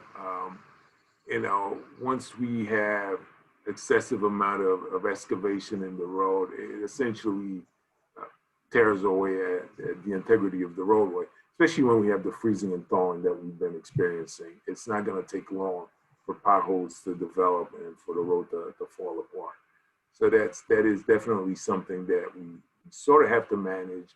Every year, I send out a list of the roads that we're going to be working at the PSCNG and Suez, just to give them a heads up as to these are the roads we're going to be working on. Do you guys have any, any things that need to be repaired there, et cetera? So they sort of get ahead of us in trying to avoid the tearing up of a new roadway. But as you pointed out, it seems to happen anyway. But with that being said, I can certainly put a list together and sort of give the council an idea of what it's going to take if we're willing to do this in a 10-year span, in a 15-year, 20-year span, and we'll get a sense. And one of the last thing, and I'll stop interrupting, the last thing I'd like you to focus on is those roads that are county roads that come through here. We ask too little of the county, and they will do a certain piece and we have to do some portion of it whenever there's a project. But however we can get them involved and get them to contribute toward fixing, just looking at Lafayette, I'm overly concerned about that, but not just in the 4th Ward, but they're Demarest. I've looked at Liberty, I've looked at Grand. I mean, there's a number of roads. So, however we can get them involved in what we're doing decreases our spend and improves the integrity of the roads that we have. So, please keep that high on your list of things to do. Franz, what I would say to that, all the county roads that we need to have work done on in the city of Englewood, why don't you package that together with you and Sonia and you send that over to the county? So we package it all together, do an assessment. And, I want to get back to your memo here with projects number 1. And you talk about 2021 road improvement program, milling and paving, $1,075,000, and you got 7 streets here, and you're looking to say the work to be completed in the fall of 2021. Is that what you're aiming for? The 7 roads, yes. As far as the mill and pave program for 2021, that's correct. I want to get all these roads completed by the end of the year. I even want to try and get all the road reconstruction completed by the end of the year. So that's also including the ones that we've already talked about. That's correct. Right. So we're talking about we're going to have a lot of road 14 roads. We're going to have a lot of road projects. So you're going to be very busy, yes. Making sure that this happens. But I think that we obviously we're going to be playing catch up because of the pandemic, and if these things go out to bid and whatever we got to do to get them done. But to Councilman Hamer's point, we got some roads that the manhole covers and things are sunk down, and so I think that we need to rate our roads too after this, to see what's next, right? Because in your memo, you kind of walk us through what you're going to do, but it doesn't line up. There's some streets that are on your memo that don't line up with the road improvement, like William Street, and I think Spring Lane wasn't on there. So I guess they need some other kind of attention. Yeah, Spring Lane, we had a couple lines fall apart on us in Spring Lane, so that sort of came up.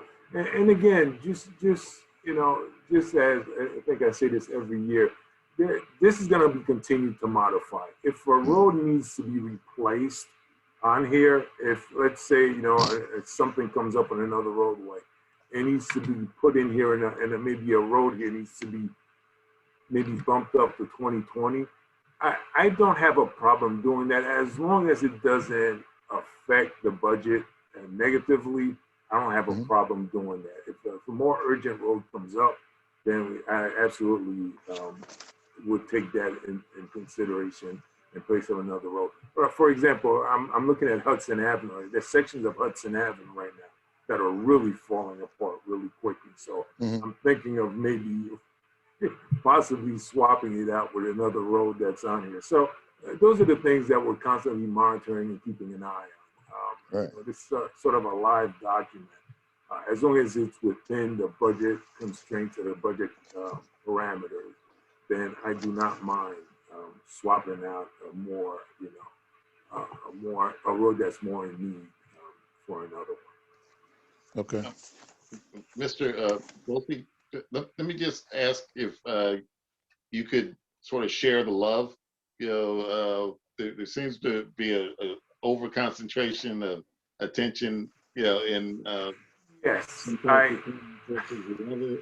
so if we start off with a little bit of love for everybody, then I think it makes it a lot more palatable for everybody. Yes, I actually, yes, I've actually driven through the third ward. The roads in the third ward are better shape than most of the other roads in town. Again, Hudson Avenue is problematic in the third ward.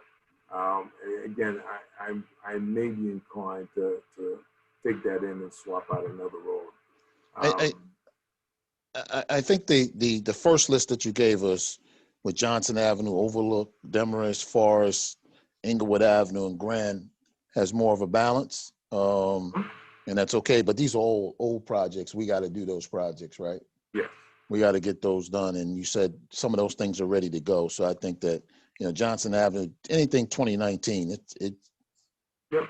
we shouldn't be even talking about it anymore. We should just know that that should be going right away. Right? Yep, that is a done deal.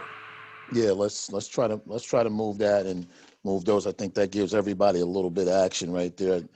Johnson and Overlook, and we've had people come to us from Johnson and Overlook many times speaking about those roadways. And Demarest Avenue. Demarest Avenue, we were waiting to get a grant on. We got that. Inglewood Avenue, that kept getting bumped because of the developments that are taking place along Inglewood Avenue. Right. Now we have Bennett Road, and it made no sense to pave the road and have those trucks going back and forth on a new paved road. And again, Millennium and I are working to try and see if we can get some grant money to tag onto that project as well. But yes, those roads are ready to go.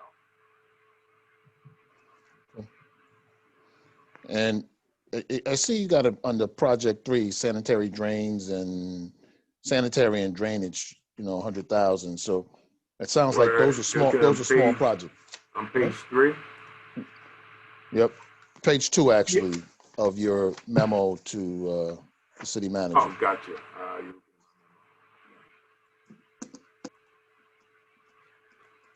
Yes, those are smaller projects. Let me ask you, who? Sorry for cutting you off. Do you have enough manpower in your office to help you manage all these projects? The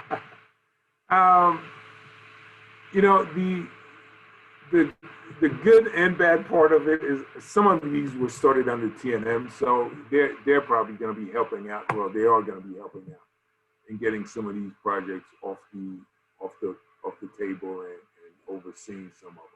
So in that aspect, yes, I'm fine. But can we use a little bit of help? Yes. And the good thing about this is, yes, we're going to have an inspector out there. We have an inspector that's going to be overseeing a lot of this. We're going to be extremely busy. But the other departments, I have to say, help out quite a bit also. The police, the building department, if they see something, and I hate to say when they see something, they say something. So I have a lot of different eyes, not necessarily just from the engineering office, but the other departments help out quite a bit in notifying us if they see something that's not quite or not quite kosher out there. So kudos to them, definitely. So it's a group effort in managing all these projects. Yeah, I just want to make sure you're not over promising and under delivering. You know what I mean? I don't know. Those roads are going to go out, and I'm gonna try my darndest to get everything else out. That's the goal. Mm-hmm. Okay. All right. All right. However, we could help you to get this stuff rolling so you can get these things done. I think people will be happy coming out of COVID. They'll see some positive things around the city being improved. So I think that would be a win for everybody sitting in here And tonight. unfortunately, we did get impacted by the pandemic. Everybody did. But Yeah. yes, Right. the goal is to get these things off the shelf and get them out in the field and get them done. So, okay. I just want to go over, you got some projects in McKay Park. Yes. One of the projects that I know you were starting working on was the Little League field that we had a grant for, and that project was not completed to date. Yep. When will they start working on that again? They are going to start in the spring on that. All right, so you're going to put the new scoreboard and all that stuff. We're going to put the new scoreboard, everything. We spoke into a lot of the grants that we received from that. They've all extended the deadlines for all the grants. A lot of municipalities are facing the same issue where because of COVID, they just couldn't get the projects completed as anticipated. So everyone sort of got a default extension on the grants. So we are good to go with that. We'll get that completed. Now, not only do we have that project, but we're going to be adding, I'm not sure if everyone's looking at my memo or looking at the draft capital budget, but we're going to be adding obviously the turf field this year. We want to get that. Well, let me ask you something. Yep. That turf field, I know it was an expensive piece of real estate for us to assume, and I know it was about $450,000 to replace that neighborhood. You're saying that you're making a recommendation that we replace it with turf, or you're saying we're going to convert it back to grass? What are you saying there? The recommendation that I have there is turf instead of the grass. We have a grass field already in the Little League field. That's the natural field where we're going to be putting the scoreboard, etc. What I would recommend is, as part of this cost, is to have someone maintain the turf field for us the way it should be maintained, and so we can get the longevity we need out of it. I think that, Mr. Wait, Volsi, I'm sorry to interrupt. This is turf, not grass, you said, right? Yes, that's correct. Okay. Mr. Volsi, the problem we had, they were digging the holes in the turf.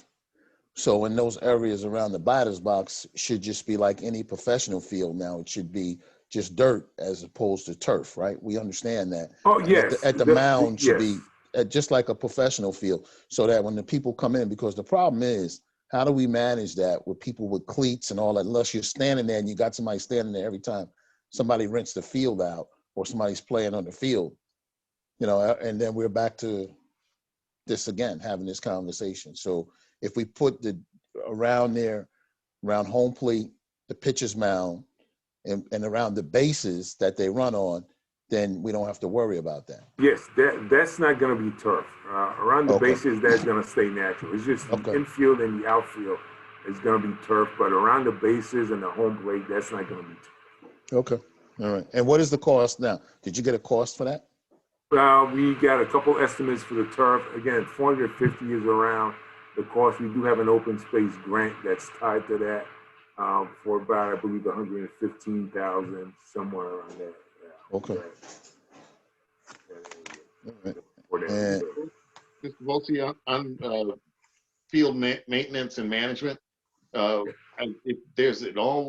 if there's any way at all possible to tie DPW into that process, so that even if they aren't doing it themselves, if we bring pros in from outside, I'd like some sort of tutelage arrangement so that our hometown guys can get that knowledge and carry it forward, as opposed to spending a lot of money on the front end and then just watching it wear away and then having to come back and spend a lot of money.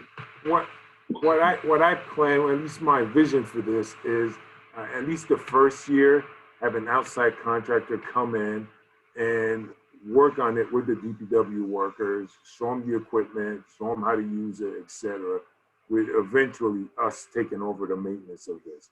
If at the end of the first year, with my conversation with Ed Roy, that he feels that maybe they're not ready, whatever the case may be, then we can revisit whether or not it's worth rehiring someone, outside to continue the maintenance, or if that's something that the DPW can just take over and take care of. At least that's the way I was thinking about it in my head. The first year, have someone outside just take care of it, and have the DPW be sort of like in training as to how to properly take care of the turf field. Excellent. Thank you. Mr. Hall, I'm sorry, I had just one suggestion.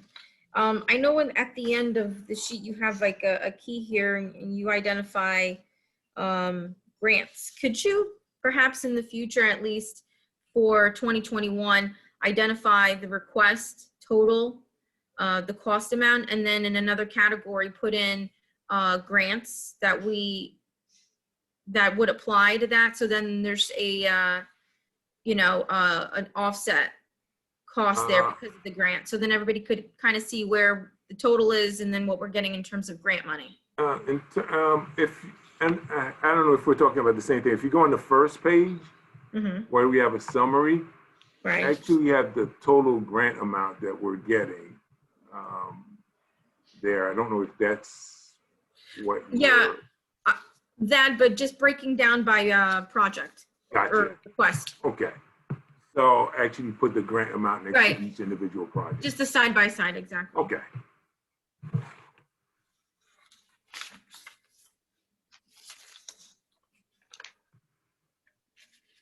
So the total number in capital projects is just a bit over 7 million, 6.6 if you factor in the grants.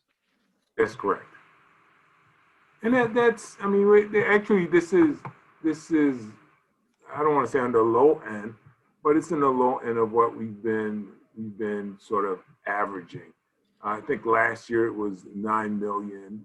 The year before that it was closer to 10 million, but we also had the library, which was like a 2 million sort of like bond included in that. So we're averaging around 7-8 million the past few years. Franz, do these include or account for Section 20 costs, which are administrative costs, engineering administrative costs for the most part? Yes, everything's included in these. Okay.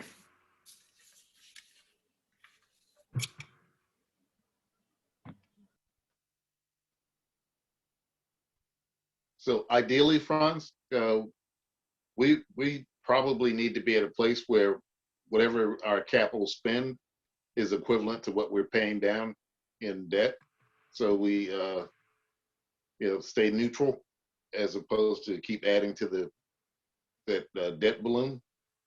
And coming down, 2 million from the 9 million you referenced last year to now, is a admirable thing, but I'm not sure how much debt we're going to be paying down. So that's not a conversation for you, but that's a conversation for our CFO and city manager. But just know that's going to be in the back of whatever decision making we do. I know the finance is always a concern, and I try to keep that in mind as I'm putting the budget together. I try to, not to say lower the capital as much as possible, but I try and focus on whatever the key items are as much as possible, and whatever can be, sort of delayed or pushed off the next year, I try and do that. But again, especially if we're looking at, repairing roadways, there's going to be some costs involved. But I'll put all that together and I'll forward that to the council, so that everyone has an idea as to what we're talking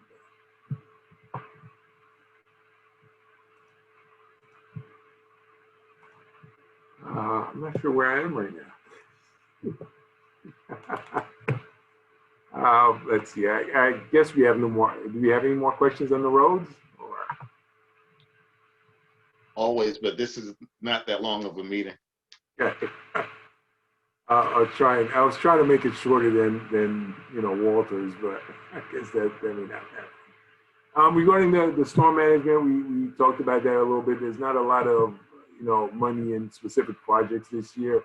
We do have a number of channel repairs that we're still getting permitting from DEP, et cetera. Again, they were impacted as well, so their process has slowed down even more. And when we get those permits finalized, we'll move on with some of the older projects that we have. The park, we talked about that. We're going to get some improvements in the park. Again, it's some of the benches we're going to take care of. We're going to add in the repairs to the basketball courts, the tennis courts, so they can be safe and playable again.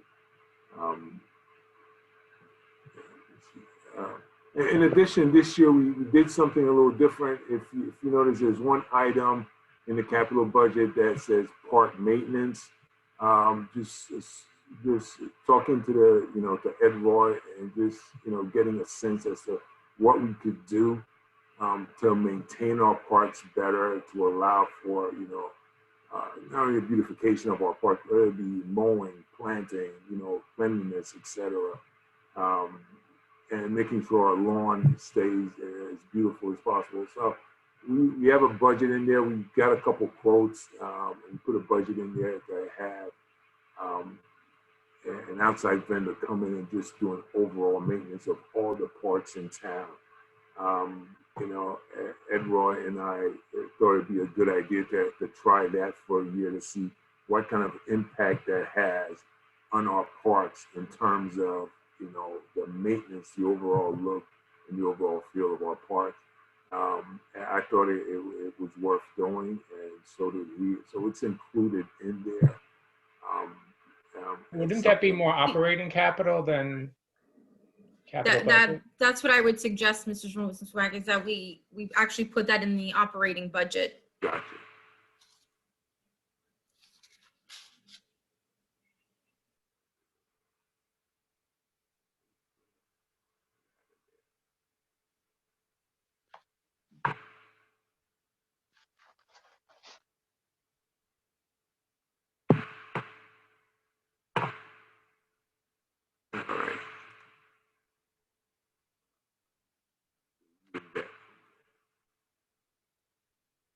That was essentially the goal of that, to give that a go, just to make sure that our parks are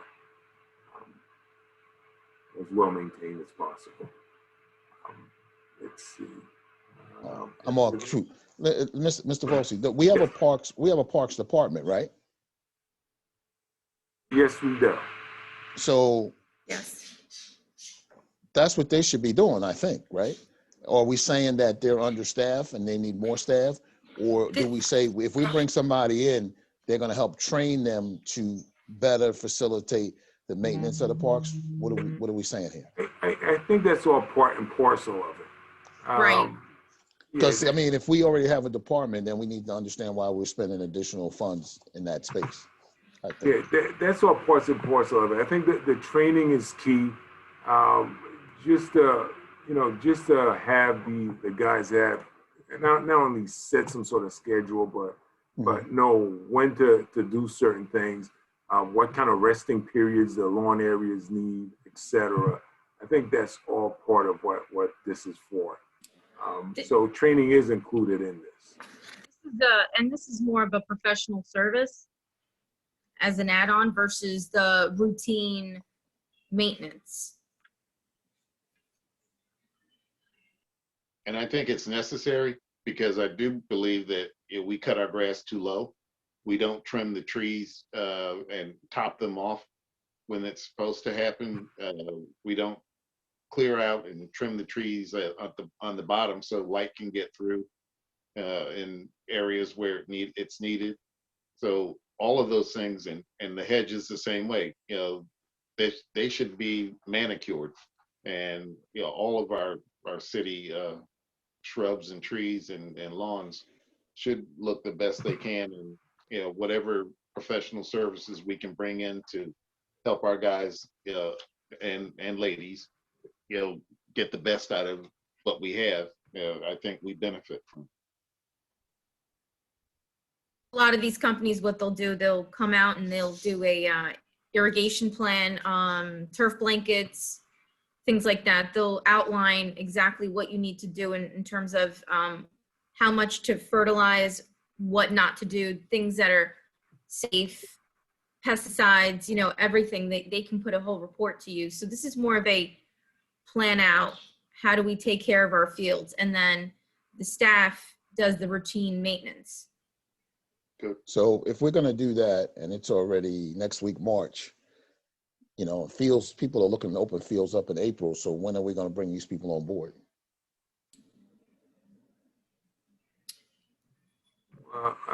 This, like I said, I spoke to Ed Roy, and I obviously it doesn't belong here, and we're taking it off. But it's something that we thought it would be a good idea to have done. Again, everything that was mentioned, not only when to prune, how to prune, that sort of thing. So I'll speak to Ed Roy tomorrow. And see Only how because, quickly- right, once it starts rolling, next thing you know, it's too late to do it, right? So, we need to be engaging somebody in this thing, or have in mind whatever you want to do, and whoever can do it for you, so that, as soon as things are approved, you can start to, engage those folks so they can make sure that the fields, they have an opportunity to really take care of the fields the right way. My understanding that we have vendors already that Mhm. we can contact. So Okay. So Mr. Kaufman, if we could put something in a line item in our operating costs, we have a temporary budget that we at least have a temporary budget. So if that's something that we need to start to look into, get some quotes, then we could do that now. Yeah, because what happens, right? The good guys will be gone, and then you'll be looking for somebody, and it happens so fast. So, we just got to be proactive on this stuff, so we can have an opportunity to make the fields and the city and things that look really good when temperatures hits and they start to bloom and things of that nature. Spring is 25 or 26 days away. Yeah, so we don't have much time with that. let's see, page number 4 in the capital budget. It's essentially the facilities improvement, which we discussed with the individual department heads during their meetings.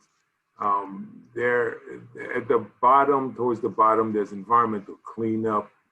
There's a number of the remediation sites that are sort of back online because part of required follow-ups, etc. Many of the monitoring wells that were installed came back with some readings that are above DEP levels, and that's something to cause panic or anything like that. But unfortunately, some additional documentation, possibly remediation, may be necessary. So, and and that's at the firehouse, the police station, 18 Armory Street is an ongoing, I don't want to say nightmare, but seems like it never ends. They may require additional monitoring wells to be installed. So there's some notices that are probably gonna have to go out. They have to notify the residents, etc. So that's what this is about. So under environmental cleanup, that's what those numbers are for. In terms of our signals, it's an ongoing thing. As many of you know, our signals are old and they're sort of antiquating at this point. So we're actively in the process of updating our signals to a current standard as much as possible. And it's, again, putting preemptive capabilities, LED lights, pedestrian countdown clocks, all those things to meet the current MUTCD guidelines. This year, there's 3 signals intersections that came up as being a concern, and we just need surveys done, traffic studies done before we can even do any sort of design work. So that's what those numbers are for. Franz, any of these costs, are they shared by the county if they're on county roads? Is that a request we can also put in along with the road improvements? That is a request that I've put in the past, and you know, unfortunately, a lot of the feedback you get is that if you touch it, you own it, sort of thing, in so many words. But yes, that is absolutely something that we can follow up on and see if we can engage the county to cover some of the costs. Franz, Recoup some of it. Franz, Yes. before I forget, along the railroad tracks from Demarest Avenue all the way down, you know, are we gonna be able to, where we can we plant some greenery, and where we can clean up around there so it looks respectable, especially that part that sits in front of City Hall around that way, all the way through Bennett Studios and all that. It used to be, we used to have some nice shrubbery around there and things of that nature. Now we have mud and rocks and whatever. That is a tricky situation. That property belongs to CSX. And we have a love-hate, well, not even a love-hate, it's a hate relationship with Let me CSX. ask you, Hate and really hate relationship. Where we used to have shrubbery, whose property was that? Was that ours, or we were That's along the railroad tracks. It's always been CSX. how We've far? maintained it. What? Yeah. So we still need to maintain it. We've maintained it because we want it to look a certain way, but it's CSX's property. They just don't maintain their property, and we've gotten sort of, I don't want to say threats from some of them at some time, where we implied that they need to maintain their property, especially as you go towards the garage there from Palisade Avenue. You'll look at that area between Englewood Avenue and Palisade Avenue there that's open, and a lot of it is weed and overgrowth. And we actually suggested that we would come in and clean it up, and they flat out rejected us and said no. I believe at one point someone said, if you're caught on our property, we'll have you guys arrested. So it's one of those things. But yeah, it's all CSX's property. We can reach out to CSX, but past attempts have been not successful. Let's put it that way. But it's definitely something that we can reach out. Did they ever come out and fix that track that was offline? I don't believe so. I checked earlier this as a matter of fact, no, I checked on Friday. Nothing was done. I don't believe anything's been done out there. So it's one of those things. Are you talking about Sheffield? We're talking about towards Cedar. As you go out Cedar and Nordoff, the tracks fell apart there. They actually came out of the ground, and they've had that road closed for quite some time now. And it's just been a back and forth regarding repairing it. And the snow hasn't helped, but they just use the snow and the weather as an excuse. And I believe in the past, we've had Bailey write them letters, etc., put them on notices, but I don't know what moves them. What about issuing violations? Walter's actually, I believe Walter's issued them violations in the past. Keep doing it. But anything happens. I'd love it if we could send a comprehensive letter to get them to come and take care of that rail, that portion of rail that's become exposed, to clear out the gullies, alongside the railroad tracks that have gotten filled with debris, the timber that they have at Forest Avenue that is just strewn, over there near the street, and plastic bottles, where the drains are. So there are a long list of things that need addressing. If we could start that letter and then get it to our senator and the governor, and just work the way up and we send it to the president of CSX. We send it from the city of Englewood to the president with the pictures, and seeing if he wants to do it and copying the senators and whatever. So listen. Maybe tell him we're considering seizing the property. That was half in jest, but maybe not. It'll be funny to him. I'm sure. Yeah. So yes, I can absolutely put together a letter. I'll share it with Sonia, and then we'll send it out.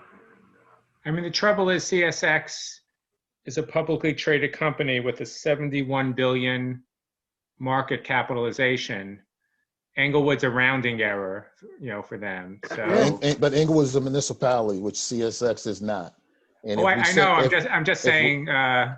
Listen, if we send it to them, we send it to the CEO, we send it to with the pitches. Listen, they don't like to be embarrassed. They're gonna have to react. They say, listen, we got to play with these people. I mean, I think it's ridiculous, especially when we said we'll clean it up and they won't let us clean it up. I mean, Well, maybe really, geez. maybe the New York Times would be interested in doing an article on it, because I'm sure we're not the only town that's affected by this kind of behavior. No, It I'm really sure. doesn't look this badly in many other municipalities.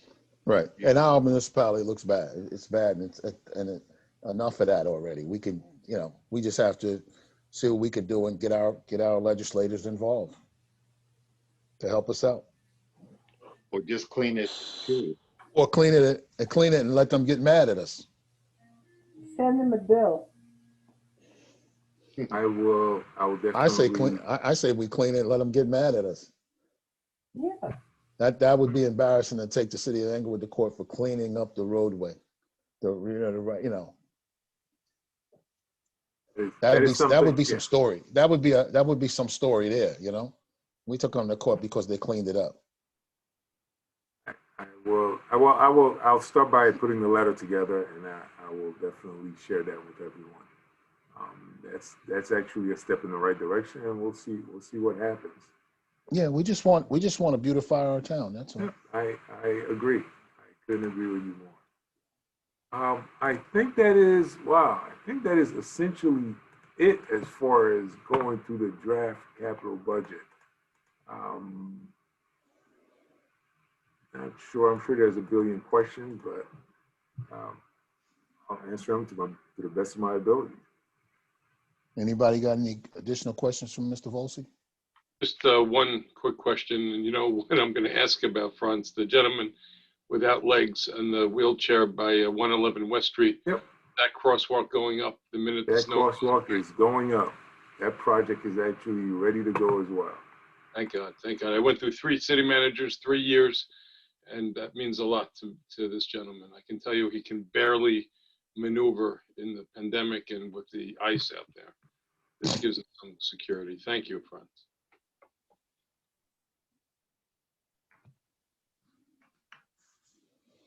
Okay, if nobody has any questions. The Brinkerhoff Court replacement, that's always a challenge street for snow removal. Will this help that at all, or this? I think I might have asked you this already. Yes, you have. Yeah, never mind. I'm sorry. The parking is the issue there. Yeah, okay. Unfortunately, I apologize. the paving's not going to help with After the 9 parking. o'clock, my brain starts shutting down. Anybody else have any questions for Mr. Volsi? Okay, Mr. Volsi, you got a lot of work to do. Yeah, thanks It's a for long taking list. it easy on me. That's a long list. It is a long list. Can you stay on in case residents have some questions? Oh, absolutely. Yeah, it's gonna be a busy year this year. So everyone's sort of acclimated themselves to the pandemic. So I think contractors are ready to go, and it's gonna be busy. Yeah. So we have another part of it. We got the capital done. So you want to open it up to the public? Sure. Want me to open it up to the public? Yes, please. Nancy, you ready?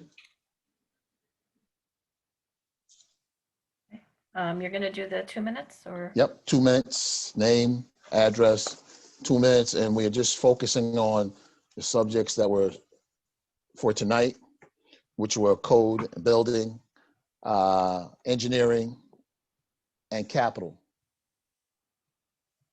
Okay. We've opened it up to the public, Mr. Cobb. I just didn't. Yes. Okay. So again, reminder to the public, bottom of your screen, the more button, click on that. There's a raise hand feature, click on that. and you'll be placed in queue. First person with their hand up is Lisa Wasatski. Lisa, go ahead and unmute, please.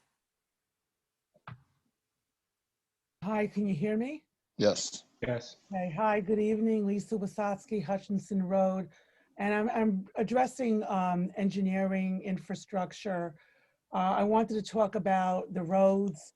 PSE&G has been, I'm sure as many of you know, they've been cheering up the streets, certainly around me. They've been in my area, down my block for the last over 3 weeks now. I've been locked in. My neighbors have been locked in. And you know, this is really a concern. We often smell the gas that is leaking, and every year they come and they tear up the streets. You know, nobody knows when they're coming. They come, they tear it up. They cause all sorts of traffic issues. There's safety issues involved, and even, you know, streets that the city has just finished paving or painting is torn up. So, for example, on Broad Avenue, because of the safety issues we were having, Franz, you had put in those striping to slow down the traffic on Broad Avenue. It's all ripped up again. So I think many people think, I know I've talked to some of you, it's time now. This is going on over a decade. It is time that PSE&G take immediate action and replace these gas lines. I'm recommending that the city file a formal complaint with the Board of Public Utilities. I'm told that's the next step, and to demand the replacement of the line. And I'm also asking the council to reach out to the governor and the state legislators to assist the city of Englewood in support of this application to the Board of Public Utilities. Thank you very much. Mr. Volsi? Yeah, in terms of that, yeah, in terms of what Ms. Wasowski just said, I agree, totally. This has been going on for the better part of 10 years now. I've written letters to PSE&G regarding their main that runs down Lydecker Street and goes down Dana and Broad. It's an ongoing issue that every year they come in and replace the joints in the main, essentially. What happens is when we have, the cold weather and the warm weather, the joints expand and contract and leak, and it necessitates them coming in and repairing these joints every single time because of the gas leak. If you notice, if you're driving down Broad, and they've done it through Dana, you'll see the pipe vents that are sticking out the ground. They'll at least be venting the ground and trying to get the gas out of the ground before they do their excavation to eliminate any possible issues that they may have. But this has been an ongoing issue, and essentially the feedback I'm getting from PSE&G in so many words is, it's too costly for them to repair this 24-inch main. It feeds too many people. It's too long of a line. It'll cost them, I guess, millions and millions of dollars to get done. And it's essentially, it sounds like a financial issue on their end, that it's cheaper for them to just come in and repair these joints every year than to replace this main. And it becomes, an issue for us because, one, we can't repair the roadway because if we pave it, they're going to come in the next year and rip it up. It creates, as was stated, a traffic nightmare. Presently, the way the plates are installed in the road is horrible because they're a couple inches lower than the road. So as you're driving down the lane, you're just literally bouncing up and down as you're driving down the lane. So there are a lot of issues that are problematic with this. And I'm sort of, at this point, I would definitely request the council's help in trying to move this along and getting PSE&G to. What would it take to bring it to the Board of Public Utilities? Is that a Bill Bailey thing? Is that a Franz Volchi thing? It's something that I can work out with Bill, and we can write a letter and send it out to the Board of Utilities and make them aware. But I believe. Is there a formal complaint process, like one step short of a lawsuit? Yes, I believe that's something that Bill Bailey can put together and send Franz, out. I would completely support that. Franz, I'll put that on we're going to put this on the agenda because we're not going to lose sight of that for Thank the you, work Council President. for the workshop meeting. So this way, Mr. Bailey will be there and he'll hear all of our concerns as well as the public's concerns, and we can come up with a plan to address also, you know, it may be worthwhile to reach out to, you know, any assembly person, anybody that can push this forward. Can I just give you, we had an experience on Hudson Avenue. It was around a little less than 10 years ago, where every 6 weeks we lost power. I mean, I have a store of candles that I've collected for that period of time. I'm not exaggerating. Every few weeks, the people in this part of Hudson Avenue lost power. We had all written to PSE&G. We did everything. And suddenly, my husband wrote a letter to the commissioner, the Public Utilities Commission. He got a call back from the president of this commission, and within 3 weeks, they changed the transformer on the street, and we have never had a problem again. I would say to you, just as I say, we're just citizens. We're not a city council. But I would say to you, you're wasting your time going to public service. You've got to go right to the utility commission immediately and go right to the head. Don't waste your time with consumer whatever they No, that's what I'm saying. That's why I put it on the agenda so Mr. Bailey could go right to the top from him, and they're seeing it's coming from our attorney that we need action. You know, enough of this already for people as I say, subjected to that. Not wasting time on any of the consumers. Right. So Mr. Bailey could hear that and hear our concerns. That's, you know, so okay. That's what we'll do. Yancy, next person. I believe Lisa was done, I think. Sorry. Next, it says Kathy Katz, but I believe that's Ken Katz. No, it says Kathy Katz. Kathy Katz? Unmute. So if Okay. you have two things going, you have to shut one. Yeah, sorry, I am turning that off. Okay, thank you very much. Ken Katz, Manager Program Director at the McKay Ice Rink. I have a couple things to bring up. I'll try to go through them quickly. I did send notes in that you may have. One is in regards to an outside investment into the rink that also the city would be able to, reap the benefits. Recreation would reap the benefits. And very quickly, back in 2014, Gary Simpson, representing the North Park Hockey, approached me wanting to rent ice at McKay. From North Park did not have a home rink. They were looking for more stable ice footprint in closer proximity to the city.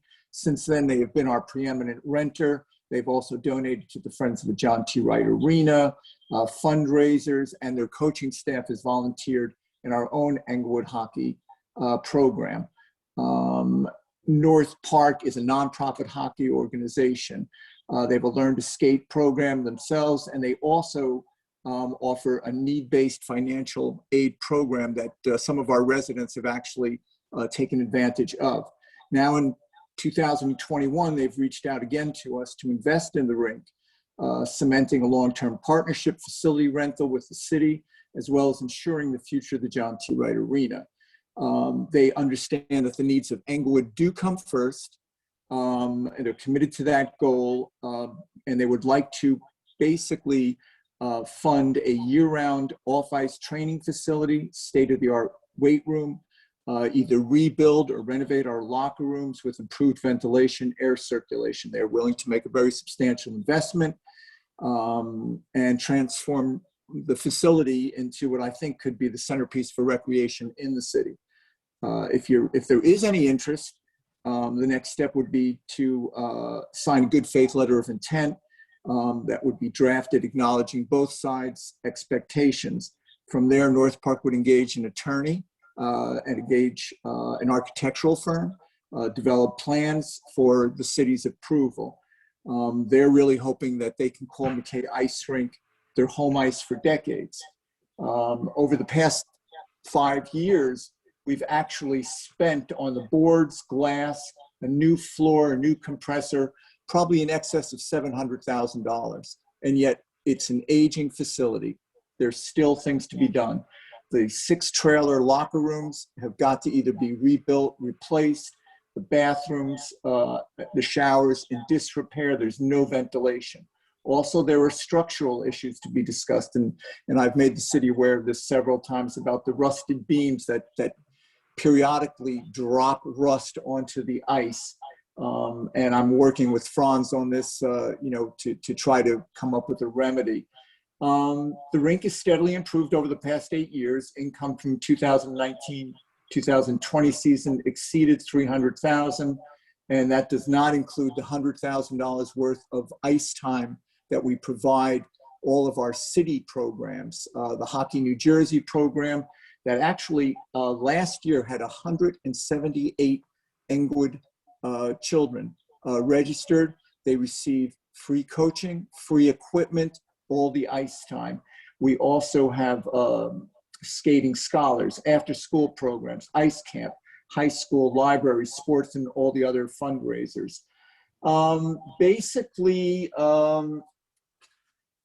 their proposal, and just to let you know that over the last 5 years, North Park has been spending $100,000 a year in ice rentals. And this year, because of COVID restrictions, since we were not allowed to hold public sessions, they actually have spent over $140,000 with Englewood. That's based on paying $440 an hour to rent the ice. And anyway, their proposal would be to invest upwards of $1 million into the facility. That would be to replace the 6 locker rooms, build the gym, that the city would have year-round use of. So even though they're more of a winter sport, this would then basically turn the rink into a, almost the centerpiece of a recreation center. They're fully committed to the needs of Englewood. As I've said, they understand that the Englewood needs are going to come first. But I do feel that partnering with a group that has a vested interest in our facility is the best way to guarantee a viable future. In addition, these improvements would really become an asset to the Parks and Recreation Department. That's my spiel, guys. We can send that information to the city manager and the city clerk, and they'll disseminate it to us to read. Thank you. If you have it, okay? Thank you.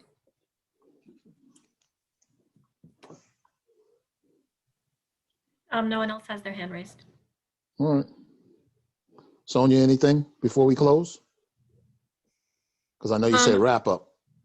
It is a wrap up, but I also want to know if there is a future date that we want to have a final discussion on the budget.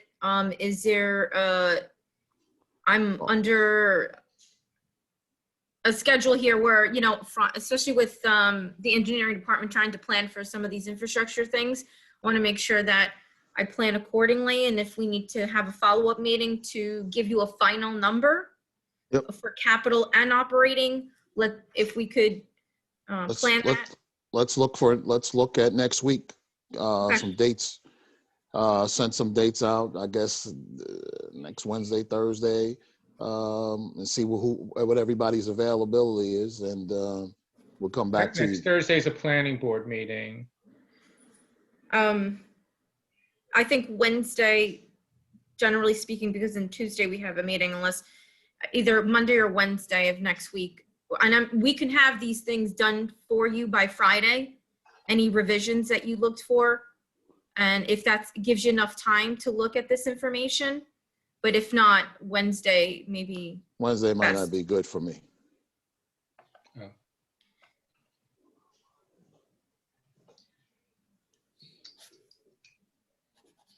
I just need enough time to advertise for the meeting. Right, so if you have it on Monday, you need to do it tomorrow. Yeah. What do you need, 48 hours? I need to have it in the paper if I'm going to publish 48 hours prior, but now because of COVID, extended the deadlines. I don't have that much quick of a turnaround time. They're giving me 3 business days now, and my cutoff is noon. So if I send it tomorrow, it probably won't get published until Monday at this point, or Tuesday even.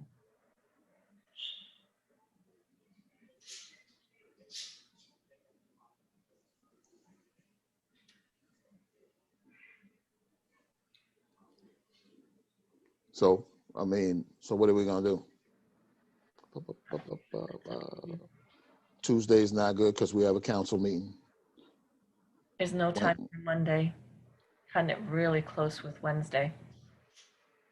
Is there a time on Wednesday? It have to I be don't- early. I don't think we need more than an hour to try to wrap this up. Should we do like 5 to 6 on Wednesday? I'm good. I don't know if everybody else is good at that time. 5 p.m. I can't. I have parent-teacher conferences at night virtually. I start teaching at 6, but I have something a little before, but I So can. so Wednesday's not good at all anyway then. I have parent-teacher conferences at night. Do you want to do what doctors do and have 7 o'clock conferences? Well, At 7 a.m.? if you're willing to do that early, do you want to do the Thursday before the planning board meeting? I'm not available Thursday. You're not available. Okay.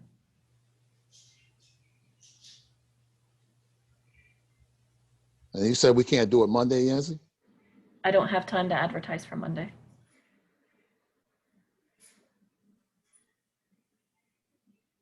Well, What about earlier on Tuesday, before the council meeting?